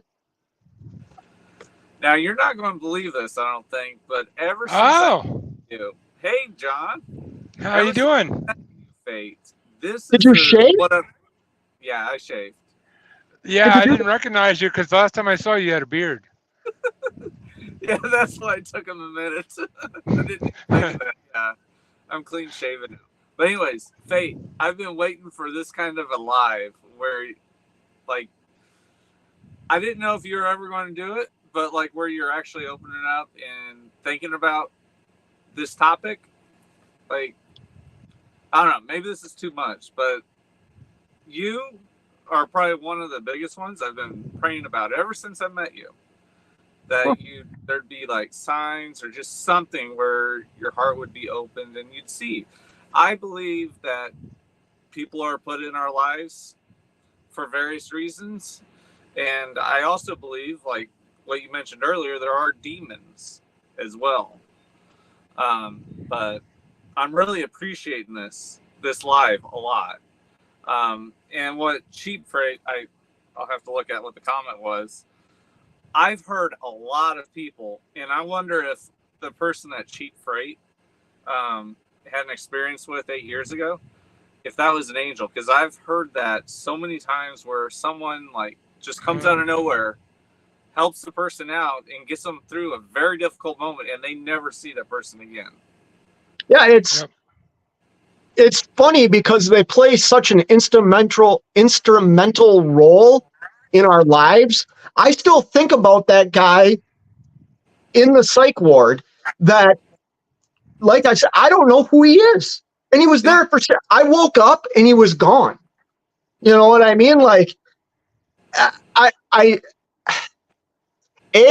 thank you for, like, it's hard for me to say, like, thank you for praying or whatever. I don't know what I'm trying to think here. I just feel like we need to talk about this more. And I think I bought what we talked about earlier is, like, I have a political opinion on stuff, right? Like, I really do. I'm going to say this a little hesitantly. I've heard you talk a little bit, WCF Invader, and think we share a lot of the same political ideas. Yeah. Okay. Like, so I have a problem with some things. I think I live in a country that allows you to believe in whatever you want to believe in. And I don't believe the government has the right to institute anything to change how you might feel. Yes. But on the same hand, I also feel like I need to spread my message, as ridiculous as that sounds, but not force it on anybody. I just want people to know, listen, I'm going to do something, and I don't even know if you can see them anymore. And this is so freaking scary for me to do. This is terrifying for me to do real quick. And I actually look at this during my vlogs, right? I don't know if you can see scars. Probably not. They're probably too... Anyways, there was a time where my hands had to be like this with staples because I tried to end my life. And there was blood all over the place. Now, I was dumb and didn't realize I needed to do it a certain way. I did it a wrong way, I guess. But I believe that my experience can help that person that is in the kitchen with a razor blade never do what I did and never feel the way I felt. Because whether I know you or not, like, I care about people. I got love for people, man. Like, well, let me jump in for 2 seconds. You got to remember, in the Bible, you have so many examples of guys that were killers. Paul, Moses. Yeah, he was a Moses. killer also. Like, all the way through the Bible, there's these people that failed miserably, but they served a great purpose for God. So what you've done in the past does not mean that's where you're going in the future. Like, that's why that's the amazing thing about the Bible. God gives us all these stories of people that should not be held up on high, but they are. Like David. David was an adulterer, killed a man. I mean, so many different things all the way through the Bible. So that's a great example right there. Like, you can come from such a place and end up where you're helping people beyond anything you could ever imagine through Jesus Christ. That's the only way it's possible. So this is just funny because it goes back to what WCF Invader said, like, hoping someday, like, a softening of the heart or whatever like that. I just showed my wrists and told you I look at this when I do my vlogs, and I edit sometimes my vlog to where I change my skin color, because in certain light you can see scars that I don't want people to see. I just showed them and talked about this on a live show that I promised 7Cs I wouldn't delete. So now I don't have to worry about that anymore, because that's right. the demon. That's the demon telling me, oh, you got to hide this from people. You got to. That's what you just did. You just broke the chains, dude. You just broke the chains. That's what I'm trying to say. Yeah. That's awesome. You know, it's funny how it works out, you know, and I know we all probably have some sort of different relationship, which is important. I believe that you should have a relationship with God, with Christ, and it needs to be personal, because one of the best things I ever read was pray this way, because, and John, you and I have talked about this, and I'm not trying to, I'm telling you from my perspective, right? From my perspective. Yeah. Yep. God knows right where I am right now. Yes, he does. And sometimes we can't really express where we are. So you say something that he said say, you know what I mean? And the problems don't go away, but the burden of the problem goes away. Does that make sense? Like, yes. It feels like the weight is lifted off your shoulders. And I know I'm not perfect. I wish I was better than I am. But I also nobody is. Well, no, but I also look at it like from a sculptor's perspective, right? Or a painter. How you know, you talk to artists and they're not always happy with something we look at and say, man, like, think of like the Mona Lisa or something. Like, the artist might look at that and be like, well, that's wrong. But over time, you develop or you get molded into who you should be. And it's hard sometimes to be that person. Like, it's hard for me to be honest and say, I want to help people. Like, I like doing my vlogs. I want people to save money for the future, but I also want to like help people. And how do I bring my channel to do that? In trucking. Because I do think a lot of truckers already have a faith. I want to reach the people that were like me in the gutter, man. That's who I want to reach.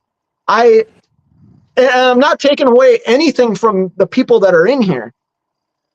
I just want to reach the one that nobody's talking to tonight, because that was me. That's who I want to help, man. Dang. I'm getting. Can I? I don't want to say too much. I don't want to step on your toes, but can I just give a little tidbit from our past? Sure. I gotta say, okay, and he hates it when he's on that side. He hates it when I talk good about him, but I gotta say, about a year ago, this is the man that said, I don't know how you can put faith in a magic man in the sky. And now listen to him. Like, my heart is singing right now, dude. I can't even tell you how this feels to hear you say the words you're saying. Like, I feel exactly the same way, John. Dude, like we had conversations off of YouTube on the phone that we would go back and forth and back and forth and back and forth, and I'm just like, that's only possible. If you guys could hear the conversation, you'd know that was only possible through Jesus Christ. There's no other way that's possible, that somebody goes from night to day like that. So, and yes, 7 C's, you're right. It was Saul, not Paul, but Saul was Paul. You know what I mean. I mean, you want to split hairs there. Come on. But yeah, no, I feel the same way. That's why I started doing like Sunday, the 60-second Sunday churches and stuff like that. I actually stopped doing those. The reason why is they'd get like 200 views and then die.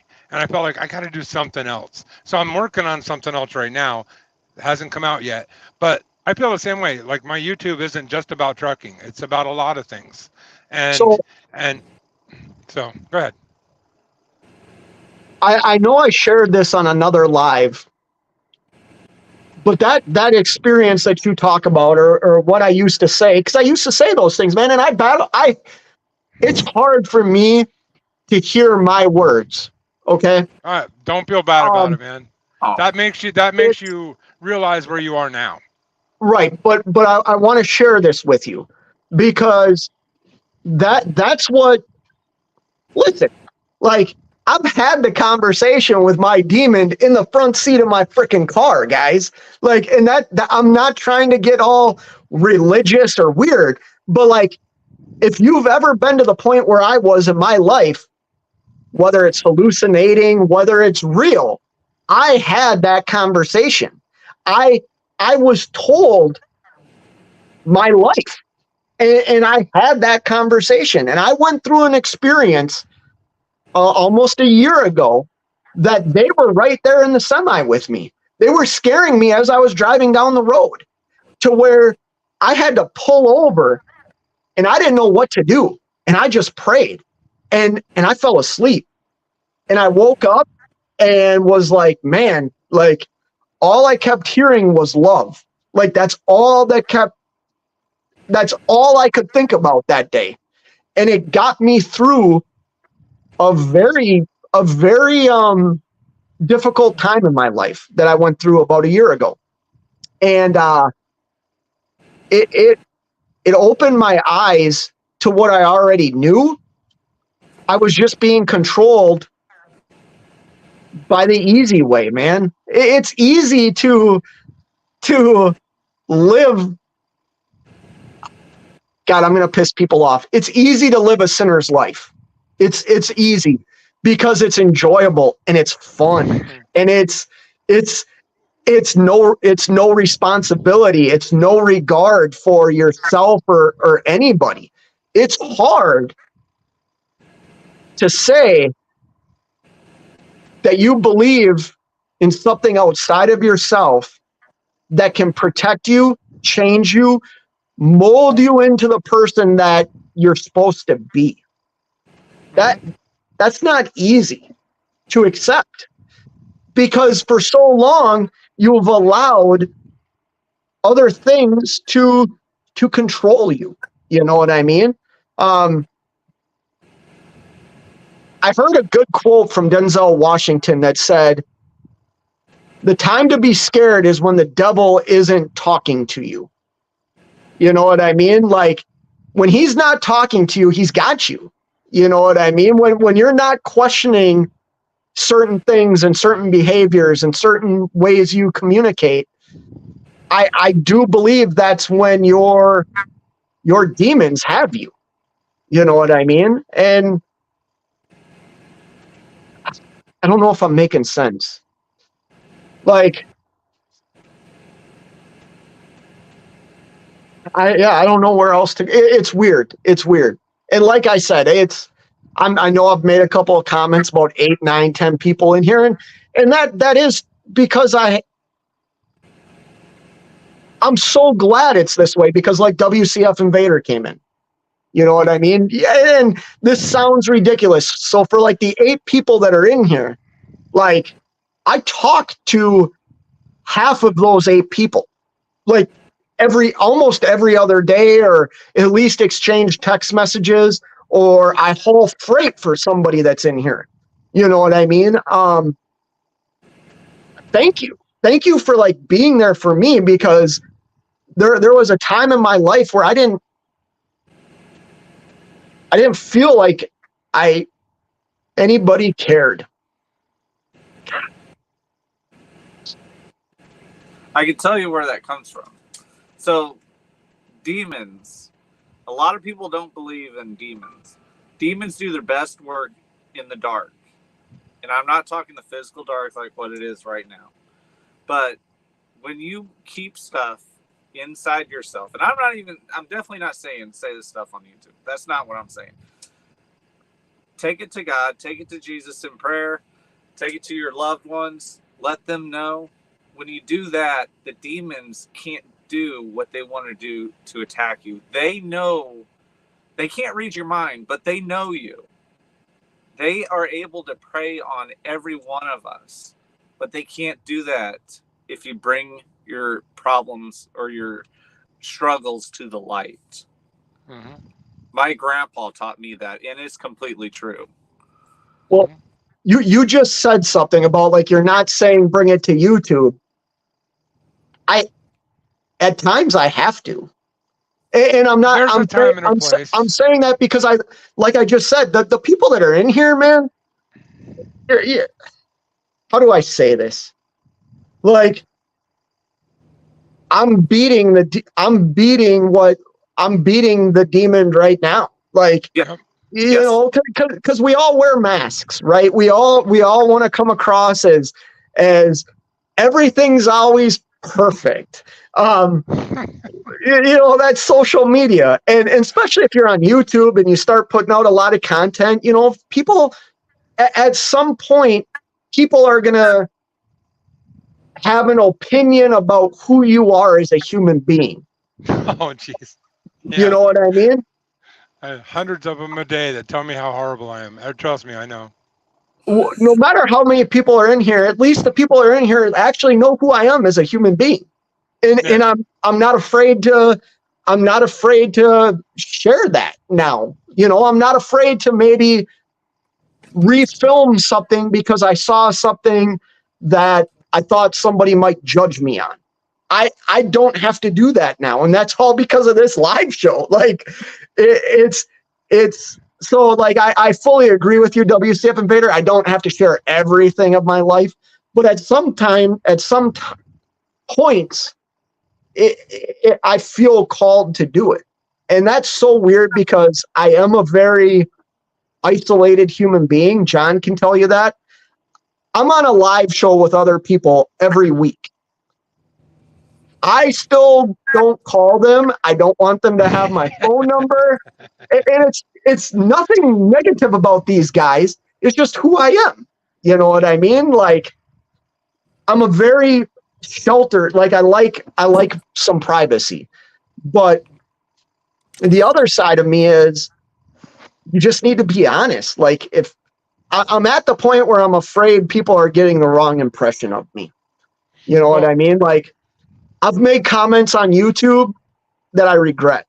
I said something about another person that's got a YouTube channel that I wish I wouldn't have said. You know what I mean? And that person has their opinion and thinks they can do things. That's them. I can't worry about them. I can worry about myself. You know what I mean? Here's the thing. It's easy to get caught up in the whole drama of YouTube, but you know, I'll tell you, you said that everybody wears a mask.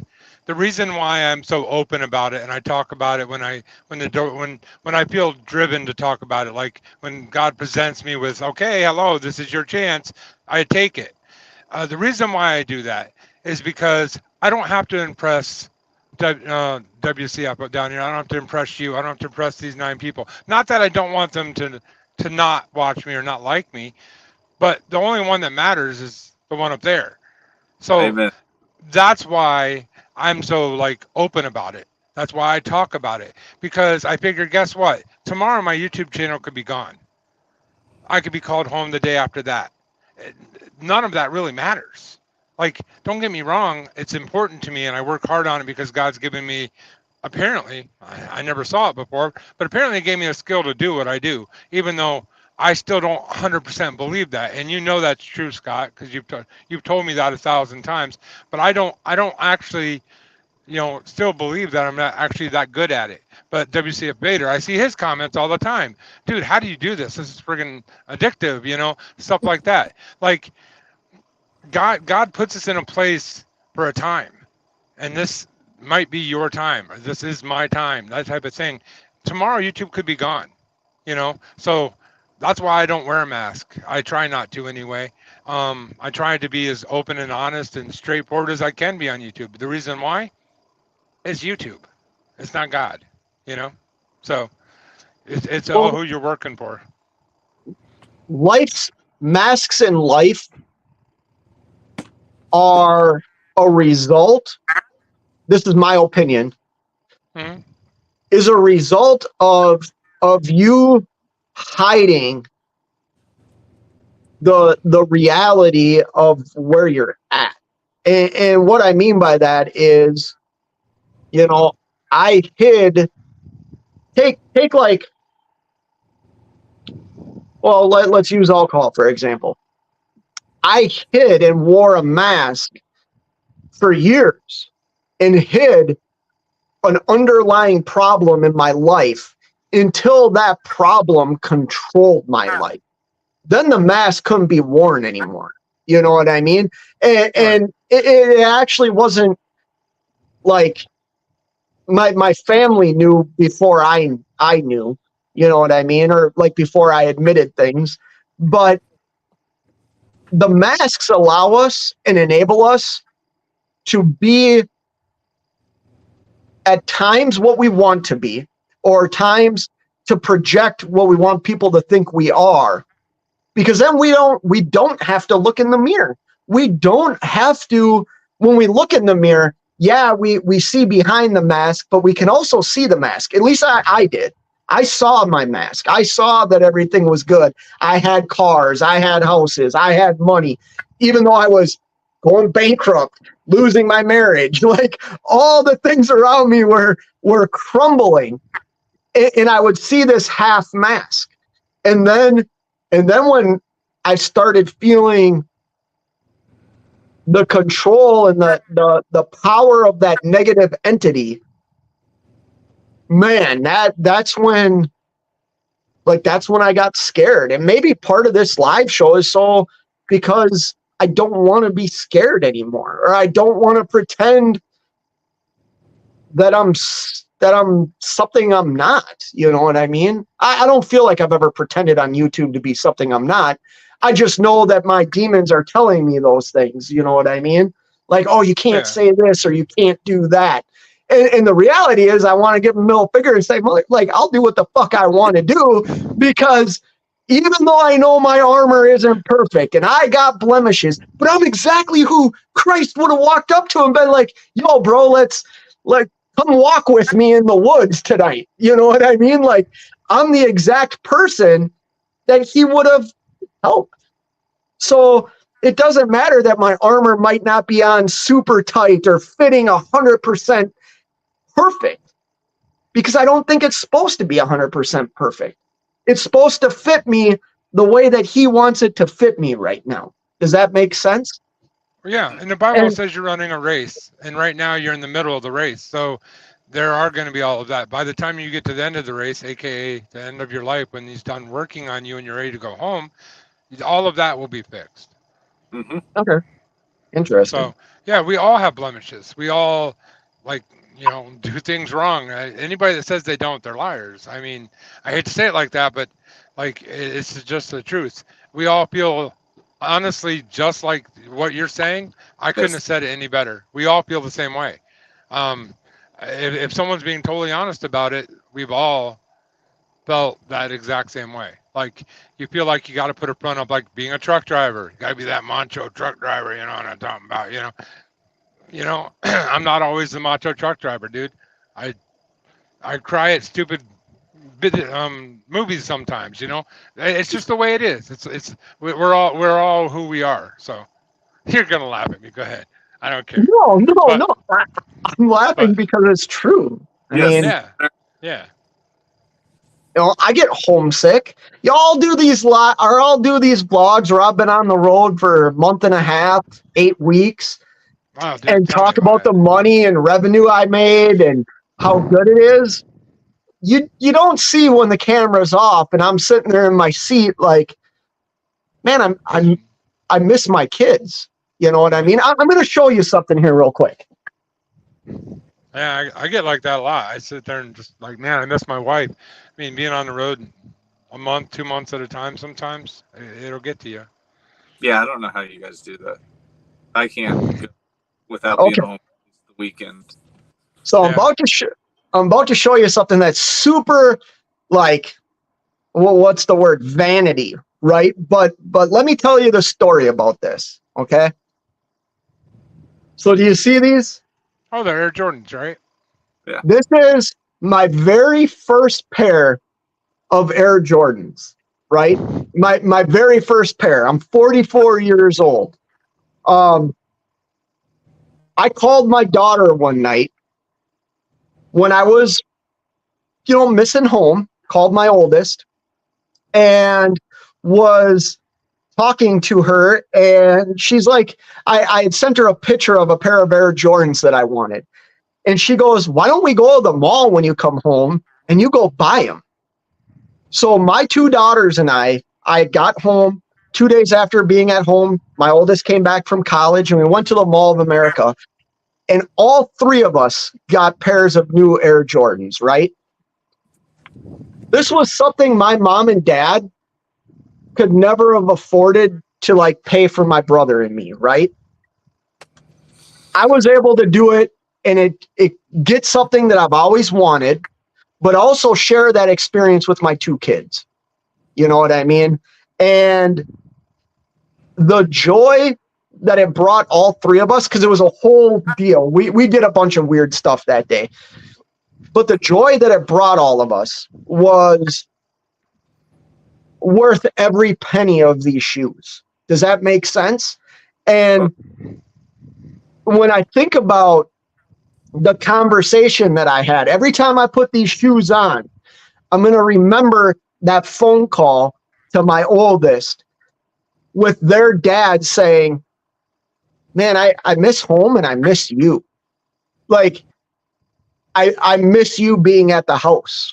You're living your life. You're a great kid. You're doing well in college, but I miss you. You know what I mean? I don't know if my kids have ever heard me say that to them. You know what I mean? Because I'm supposed to be the big tough truck driver that's on the road making money. You know what I mean? Well, I will say, I don't know if you can hear me or not, but this is what I would say. The memories that your kids have from you going shopping with them is more valuable than that shoe will ever be. Yes. I've lost both of my parents. And little things like those shoes, for example, I have little stories like that about both of my parents over the years.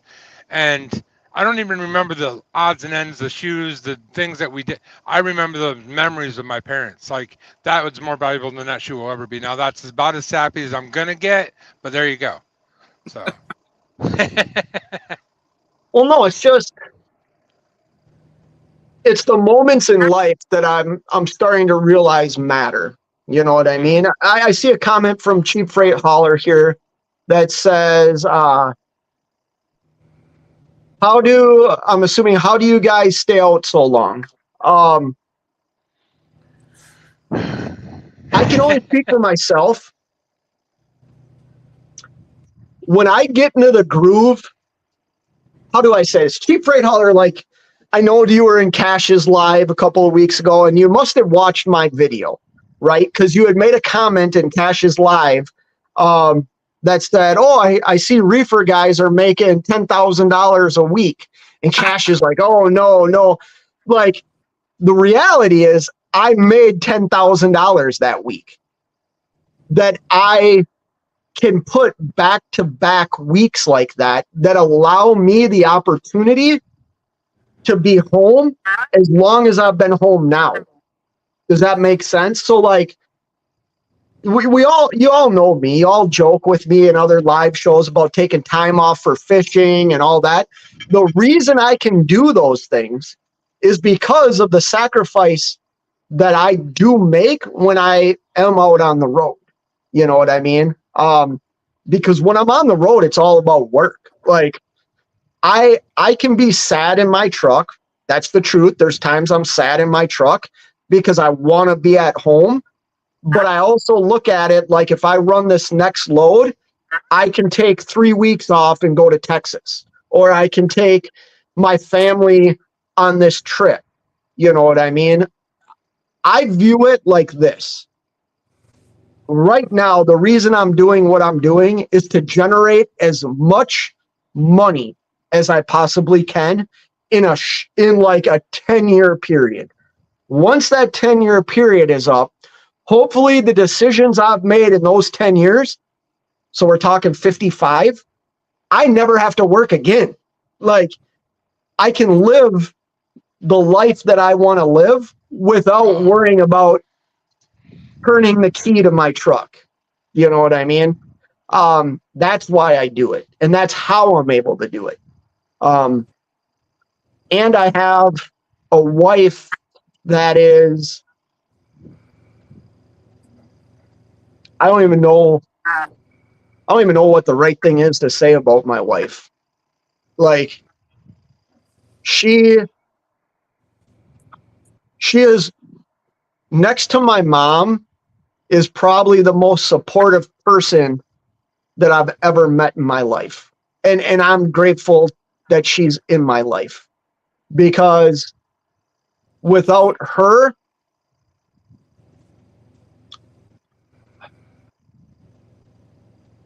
I don't think I would be the man that I am. I really don't. And if she's watching, she might be, she's on vacation right now. I hope that what I said does you justice, because it's the truth. I don't think I would be where I am in life without my partner, who has been there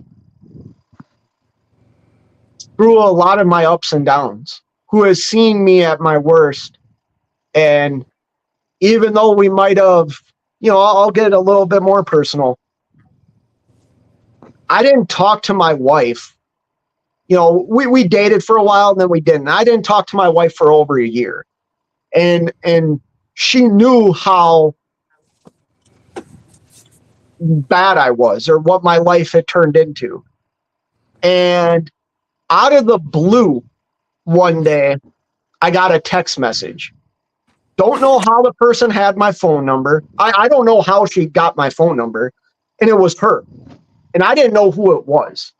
And that was 11 years ago now, that she texted me out of the blue And, you know, fast forward to where we are now in life, and it's like, man, like she looked past a broken human being. I mean, I don't know how else to say it.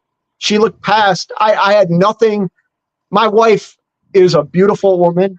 My wife is smarter than me, better looking than me. She looked past a broken man and still loved that broken man. Now I'm gonna fucking cry.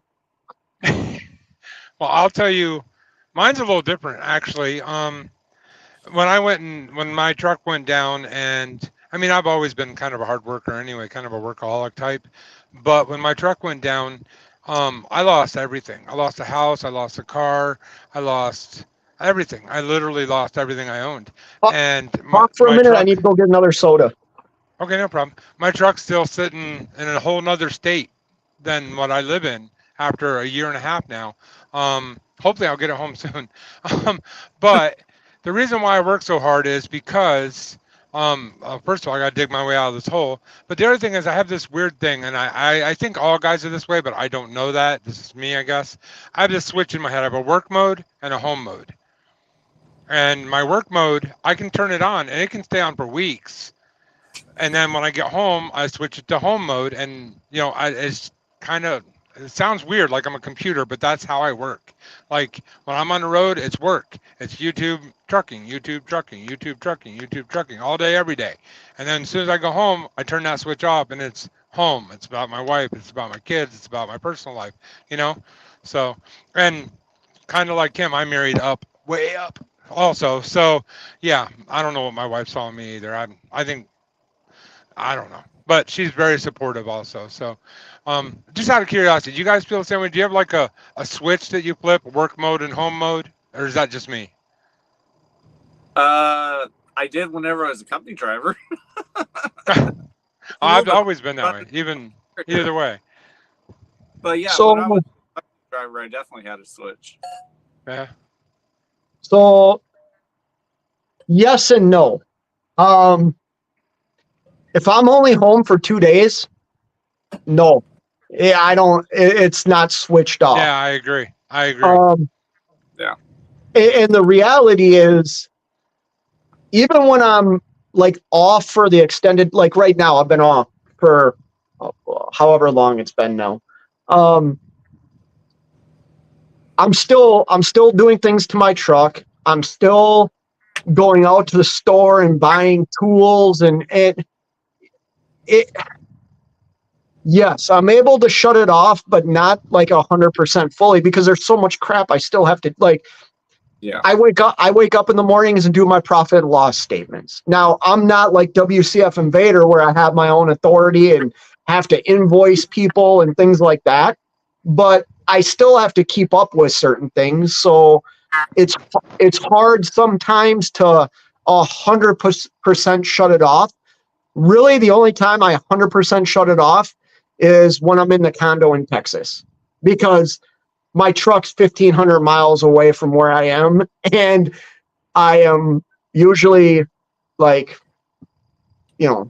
I'm just so far, I'm so disconnected from trucking at that point that I'm able to shut it off 100% until a day or two before we leave, because then I'm trying to set up whatever I'm going to do when I get home.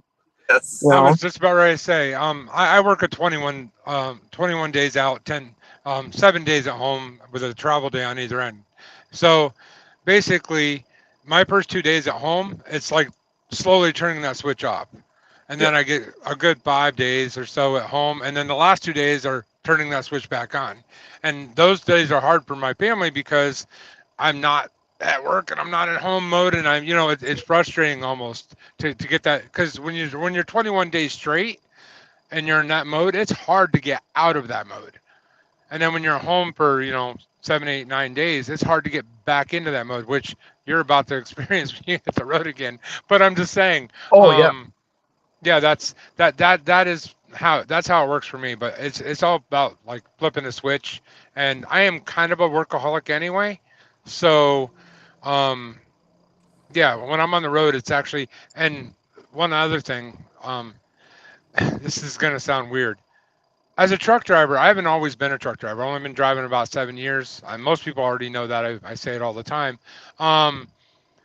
But through my whole life until I became a truck driver, there was never really a place where I could think. And this sounds weird, I know, but it's true. When I'm driving a truck, the world makes sense to me. I can solve problems. I can plan out videos. I can organize my entire life. I never could do that before. So working almost to me is not so much work as it's where life makes sense to me. So that's how I can stay out, 21 days. I've actually stayed out 3 months before. So I can do it. I don't like to do that though, because my wife gets to the point where she's like, hey, home. Okay. So, but yeah, so that would be my answer. So Yeah, no, it's leaving, like after I've taken an extended amount of time off, leaving is the hardest part. Like not actually leaving the house, but after you get like 6 hours down the road and in your mind it might be 9 or 10 days before you're back again, like, because that's the lane I run, 9 or 10 days. And the reality is the market we're in right now and the freight I haul, I can get home like every 9th day. I choose to go back out because the loads that I can haul right now are paying so good that as a business, it's foolish for me not to capitalize on what's right in front of me right now. Do you understand what I'm saying? Yeah. But getting home, like leaving the house is the hardest thing. Kind of like this time. My wife's on vacation. I wasn't planning on being home this long. But my wife's on her yearly vacation, and I've been home for a long time with my kids and my stepson, but not my wife. So when she does get home, 2 days after she gets home, I have to leave again. I wish that wasn't the case because I wish I could spend more time with my wife. You know what I mean? But, I also take time off. Like, I got some friends out on the East Coast that I've hung out with them for the weekend. You know what I mean? Like, yeah, such a weird dynamic. But I also look at like structures of families. My kids are older. My wife is a very independent, strong woman that loves having me home, but also can function without me. You know what I mean? So it allows me the ability to generate. This is going to sound so self-centered. It allows me to generate wealth that her and I get to enjoy together. You know what I mean? Like, it doesn't sound selfish. It sounds like you're preparing for the future. Exactly. And there's nothing wrong with that. Yeah, you just said it yourself. It's not self-centered whenever you're doing it for both of you. That's not. Yeah, I just don't want to come across. I don't want to come across like this. Is it bad to have a 401k? I don't think it's bad to have a 401k at all. Is it bad to put money in savings? No. So don't feel like you need to put a disclaimer out there. It's cool. Well, no, like here's the thing. Like WCF Invader can attest to this. A lot of people are struggling right now. I firmly believe the people that are struggling, it's self-induced. I'm not being mean. I don't think I'm being rude. I think like WCF Invader has shared this on like other live shows, right? So I know I'm not talking 100% out of turn here. And if I'm wrong, correct me. WCF Invader kind of runs like a regional, local style business. You know what I mean? He's got kids at home.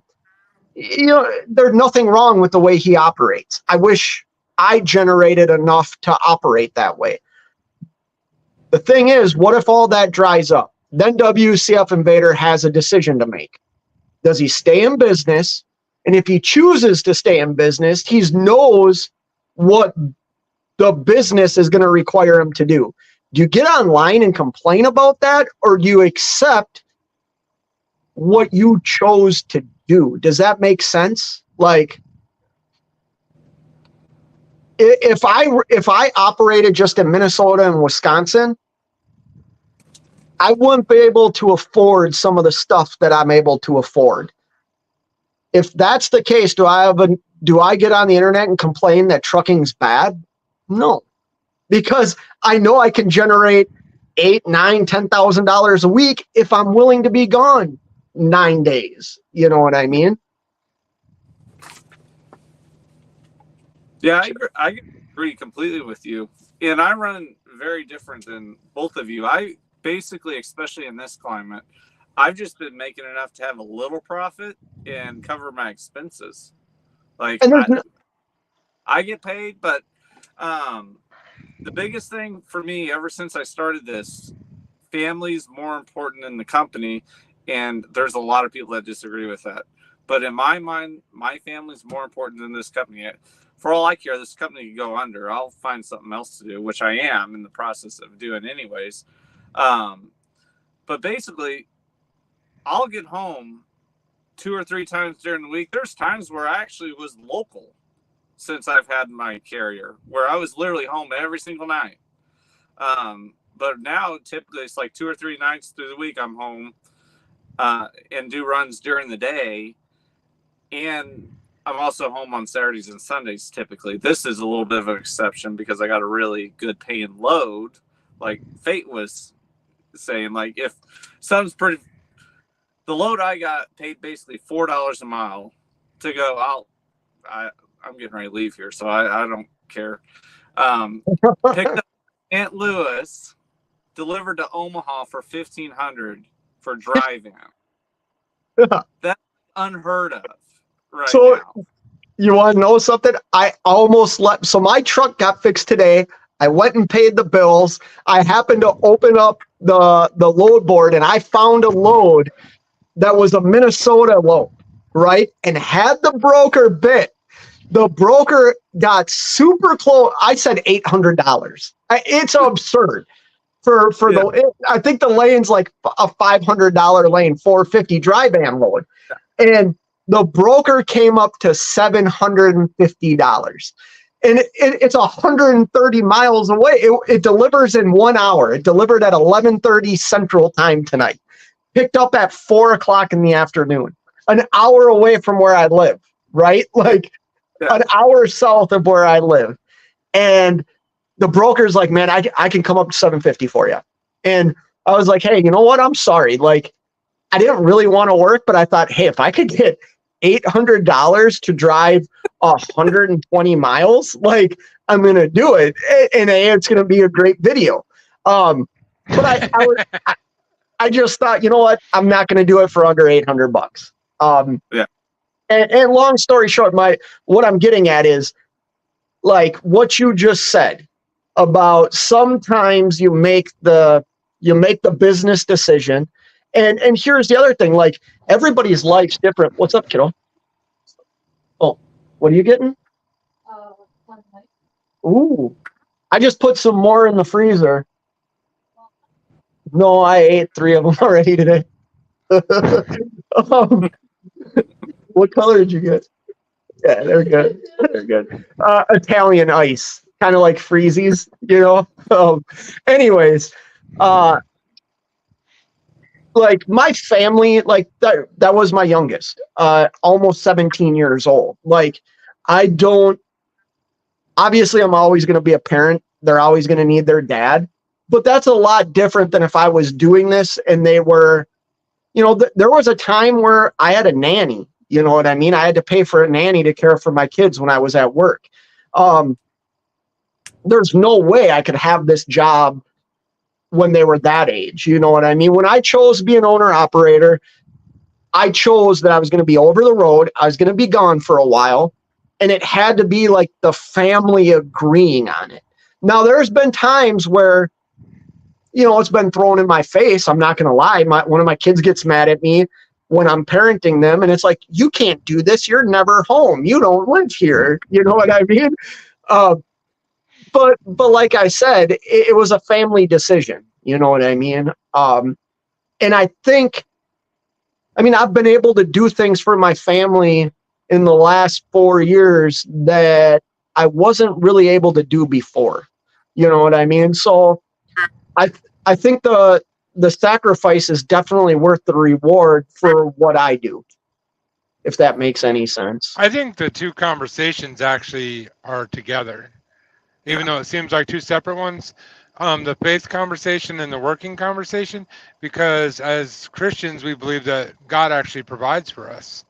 So that being said, our work is his provision. So that's what I struggle with. I struggle, like I told you, I'm probably I'm probably not even at the crawling stage. Let's go to the great pastor down below. What do you say? Well, so part of the reason that I put pastor, if I I've probably not told you guys this, but back when I was like 22, probably, there was a moment where a pastor approached me with another pastor that was visiting. Basically, they were wanting me to go become a pastor. And at that moment, I decided not to. Actually, I was 24. Anyways, I was 24 at the time, and I was married to my now ex-wife at the time. And I thought it over for quite a while, and part of me wanted to, but what told me not to the most was all the good, and I'm not saying I couldn't do good as a pastor, but all the good that I was doing at the time where I was working, because each of us, even though we're not pastors, we are kind of pastors. How many people do you all come in contact with that you're like, I don't know if you all go to church, but how many people do you all have contact with that your pastor or your spiritual leader wouldn't have contact with? You know what I mean? Like, we are a beacon of light to the world. We could spread the love. And that's what I enjoy doing the most. And I know John feels exactly the same way about this. Like, I get no greater joy than just talking about this stuff and sharing it with other people. Even if they say, no, that's not for me, whatever. It is just awesome to hear the other people out and spread the truth, even if the other one's not as receptive to it. I found most people will just hear out others and hear their point of view and stuff like that. Most people, I'm ignorant in this way. I truly believe most people are good. And I'm not just saying Christians, atheists, whatever. Most people are good. You and I will differ on that opinion. I actually, so I got two things to say. I fully agree with what WCF Invader said. I think most people are good-hearted people. Yes. I can say even in like the depths of where I was, like, I still cared about I didn't care about myself. You know what I mean? I didn't care about myself. I didn't think about the damage I was causing to the people that loved me, but in my heart, I still love those people. I would never have done anything intentionally to hurt them, even though it was hurting them, I come to find out. But I do think most people are genuinely like good people.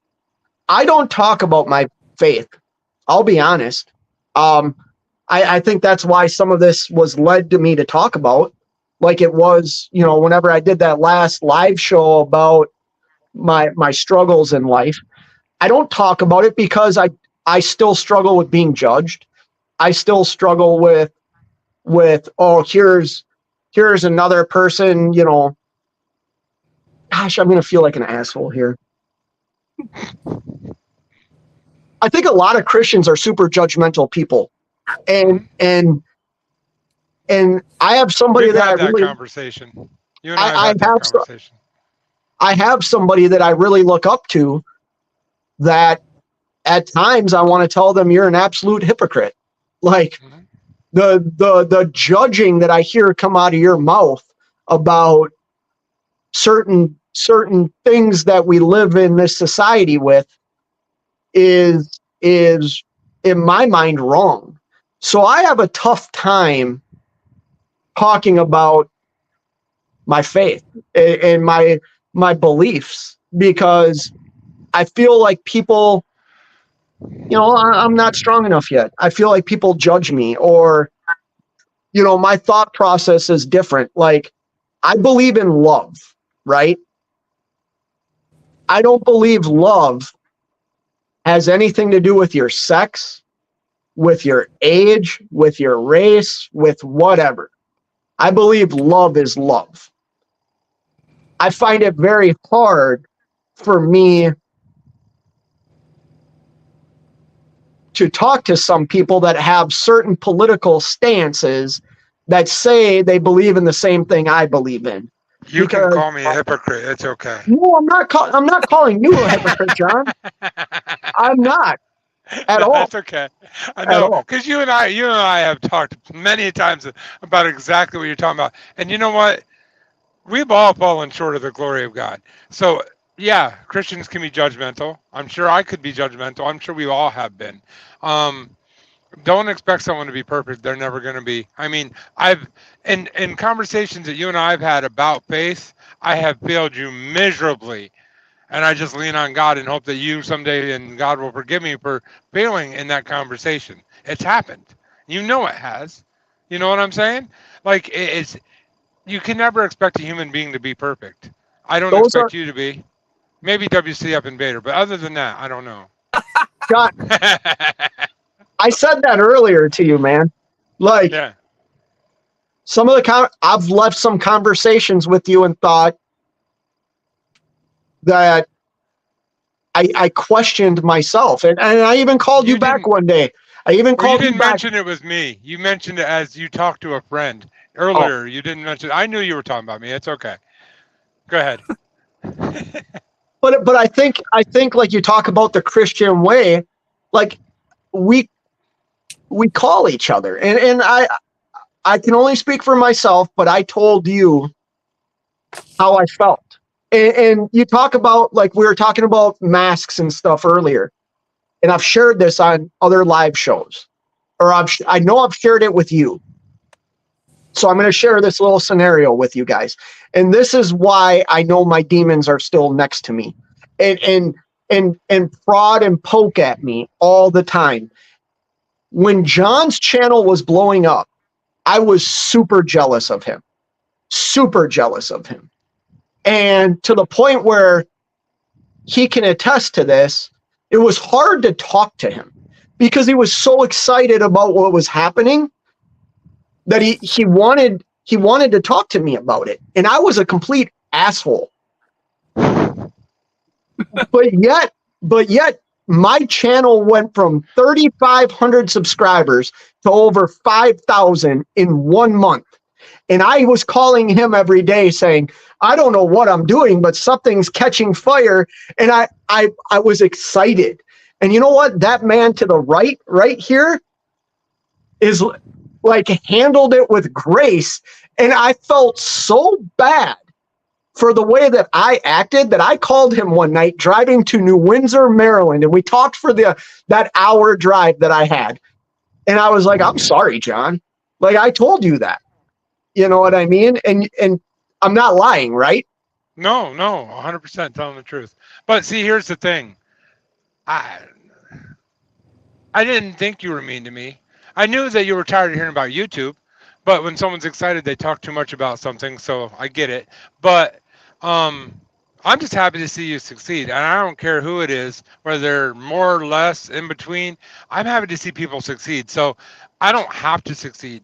I'd like to, but I don't have to. I'd like to see other people succeed. That's what's important. So watching you, hit your goal of 5,000 and probably, be honest, probably closer to 6 or 650 or 7,000 this year by the end of the year. 100%, man, I'm pulling for you, 100%.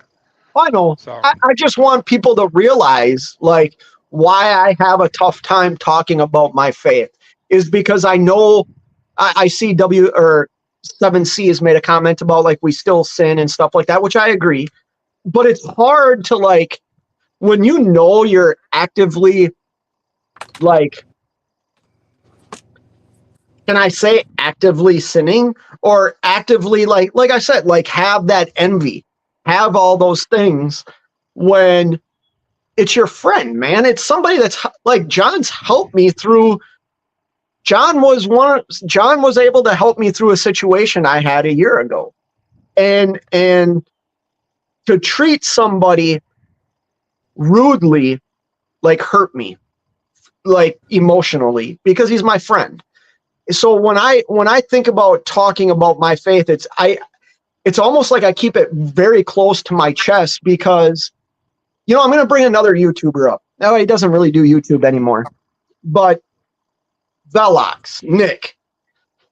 When I think about the times that I talked to him, I used to talk to him a lot more. As a matter of fact, I should probably call him. No, that dude was a pastor. And that dude is the least, like when people actually share their stories, you realize a lot of us have so much of the same things in common. They might be tweaked a little bit different, but we all have so much in common, but it's still hard for me to share. I mean, it's hard for me to share sometimes that, and I think it's because my demons are telling me for so long you denied and you made fun of. You called somebody magic in the sky. Like you did things that you know aren't right. So it's hard for me to openly say things at times because I don't feel worthy to say it. Like that sounds so weird. None of us are. It's the truth. It's the truth. None of us are. Yeah. Sorry. Well, Scott, I'll ask you something. You love your kids with all your heart, right? Absolutely. Exactly. Okay. So think about this. As much as you love, just think of any one of your kids. As much as you love your kids,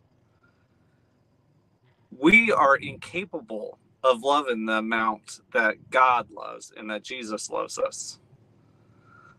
So imagine how wonderful, how loving he's feeling right now, knowing that one of his sons is coming back.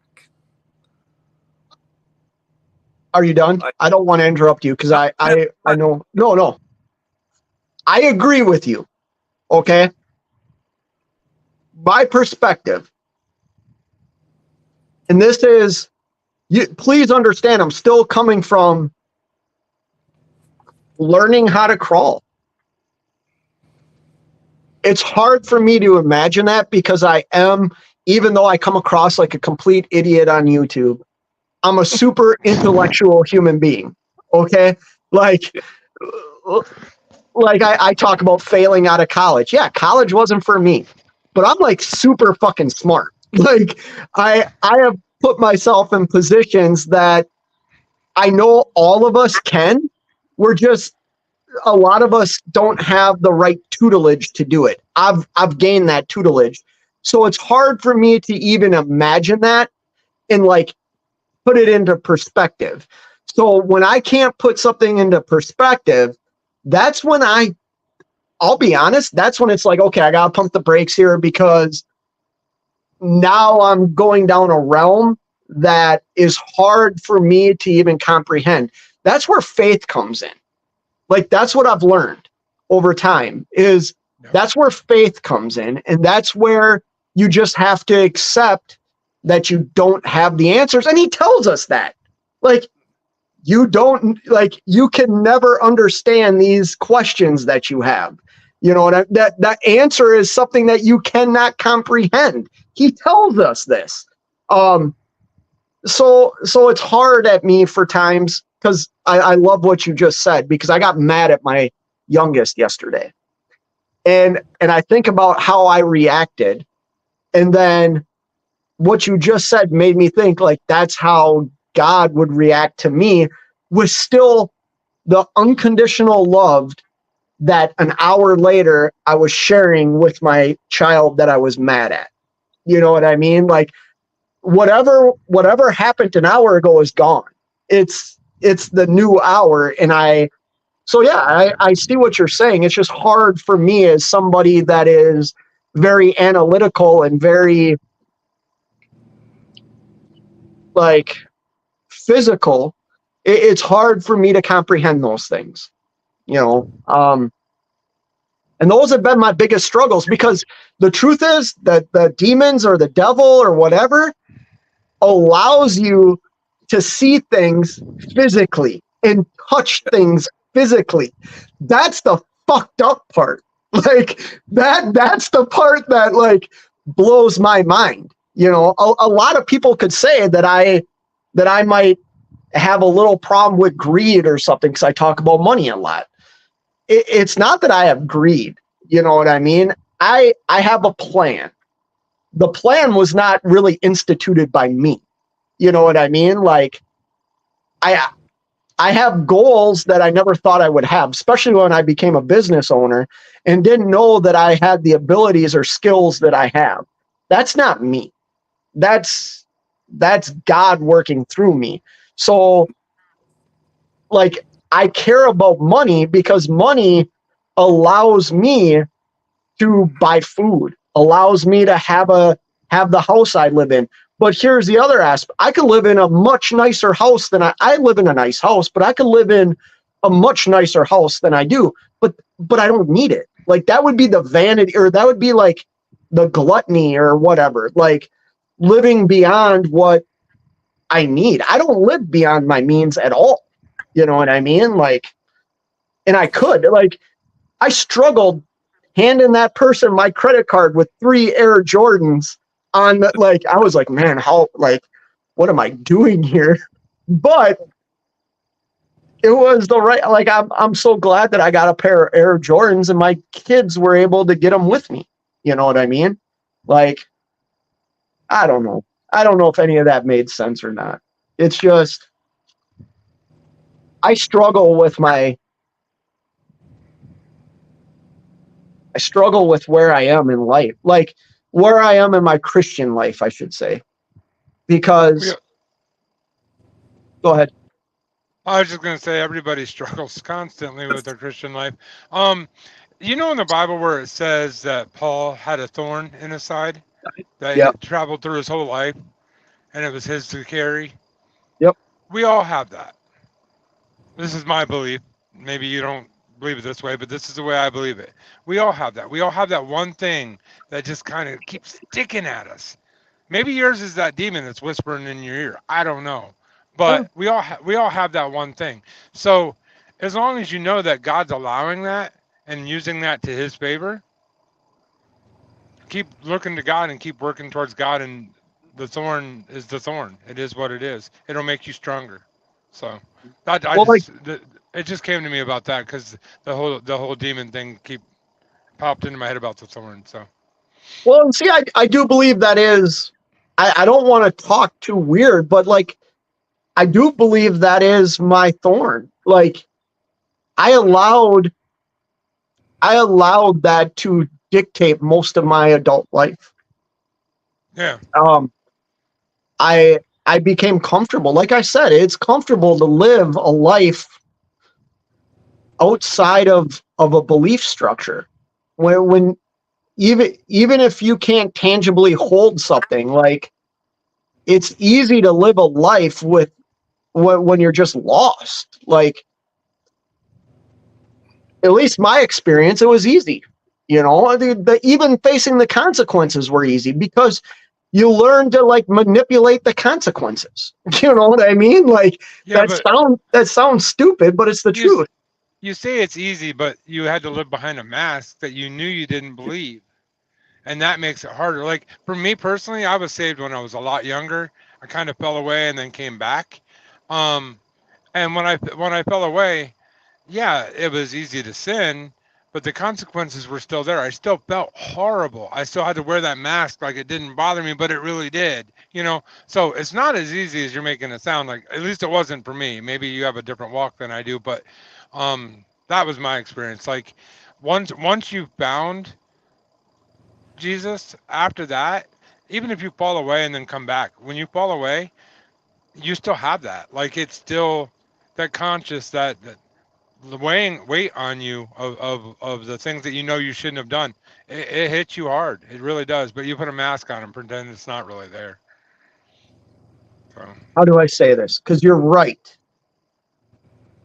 But the lifestyle just became that. Like living the lifestyle was easy. Yeah. Because well, what I mean by that was like the consequences not always easy to deal with, you know. But you learn to deal with them because you want to keep living that life. So part of living that life is dealing with the consequences of that life. And so you know the consequences are right around the corner. You're always trying to avoid the consequences. So you're pushing things up to a point, and right before you get to where you know you shouldn't be crossing the line, you stop. And then you wake up the next morning and that line that you started at has moved back a little bit more. So you have more time to get up to here. It's when that rope, technically, like as that rope to hang yourself, like, you know what I'm saying? Like once that rope starts getting too short, that's when it's like, that's when it becomes hard. But drinking every night, partying every night, womanizing, whatever it is I was doing, like that was easy because it's what I did. And I didn't really feel guilty about it. I didn't feel guilty about it until I was forced to look in the mirror and hear from the people that loved me what I had done to them. You know what I mean? Without really knowing I was doing anything to them. And then when I went through that program and like actually found Christ and found the things everything they taught me made sense. But then when I kind of got back into real life and a few years down the road and I was successful again and things were looking good, it was easy for me to deny what got me to where I was because I looked at it from a perspective of, look at how strong I am. Like I put it all back on me, the self-centered me. It was all me that got me here. Look at me. And when I look now at my life in the last year, not even quite a year, it's still hard at times because I feel like that kid that got yelled at by their dad, like even my daughter probably felt last night, that even an hour and a half afterwards, we're laughing and joking. Maybe she's still thinking, oh, dad really came down on me. So like, it's hard for me when like WCF Invader said, like, think of the love of God. Like, does he stay mad? You know what I mean? Like it's hard for me to look past some of the things that I said to people that have a strong faith. That's hard for me to look past. And I battle with that a lot. And it keeps me from vocalizing how I really feel. Because, well, John, like some of the shit I've said to you, like that's hard, you know, but then I look at the grace that you're providing me tonight and it's like, okay, like you dealt with the word me. I was going to say. What? You just hit the word I was going to say. I was just going to say what you're explaining is called grace. And, you know, it's no matter what we do, we're washed in the blood of Christ. So by grace, we're saved and God sees us as holy. Not that we deserve that, you know? So it's not that you deserve it. It's because you're washed in the blood of Christ. That's why you're holy. That's why God is not angry at you when he looks at you. Because he sees you in the blood of Christ. You're perfect to him. Yes.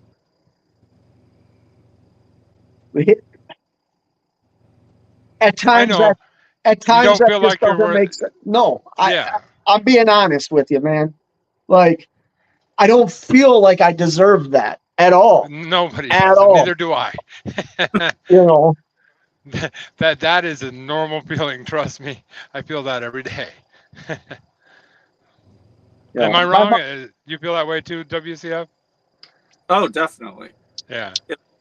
I think it all comes back to we can't even comprehend the love that God and Jesus feels for all of us.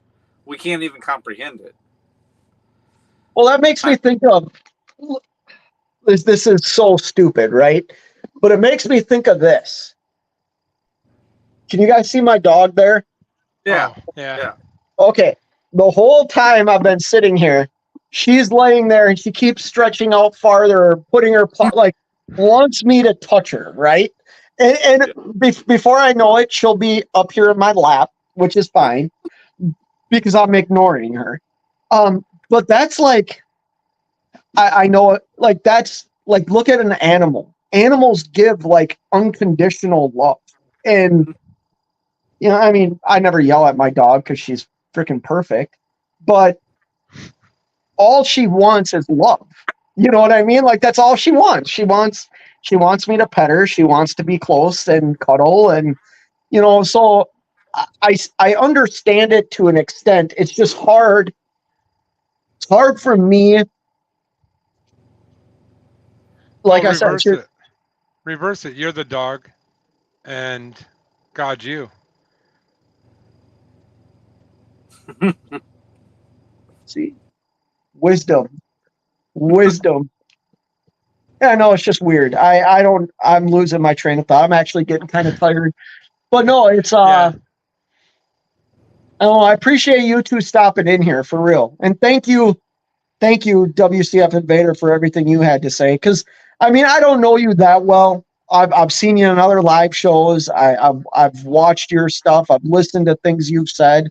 I really appreciate you stopping in here and like speaking wisdom and shedding light on some of how I feel. I really appreciate that. John, you already know that. I talk to you all the time. Yeah. Kind of WCF Invader. Did I send you my phone number when I emailed you? Yeah, I texted you. You did? I never got a text. Well, maybe I typed in the number wrong. Because I was like, I never heard back from him. Well, I was gonna say, give me a text or call sometime when we're driving. We can chit chat. So thanks for having me on, man. I actually should went to bed a while ago, but this conversation's been great, so I didn't want to stop. So I just appreciate you having me on, man. Very, very much. So, no problem, bro. And I just sent you another text. So if you didn't get that one, then I definitely typed in the number wrong. yeah, I didn't get anything. Yeah, I'll send you another one. So somebody out there is wondering who the heck you are. I was wondering why you didn't respond.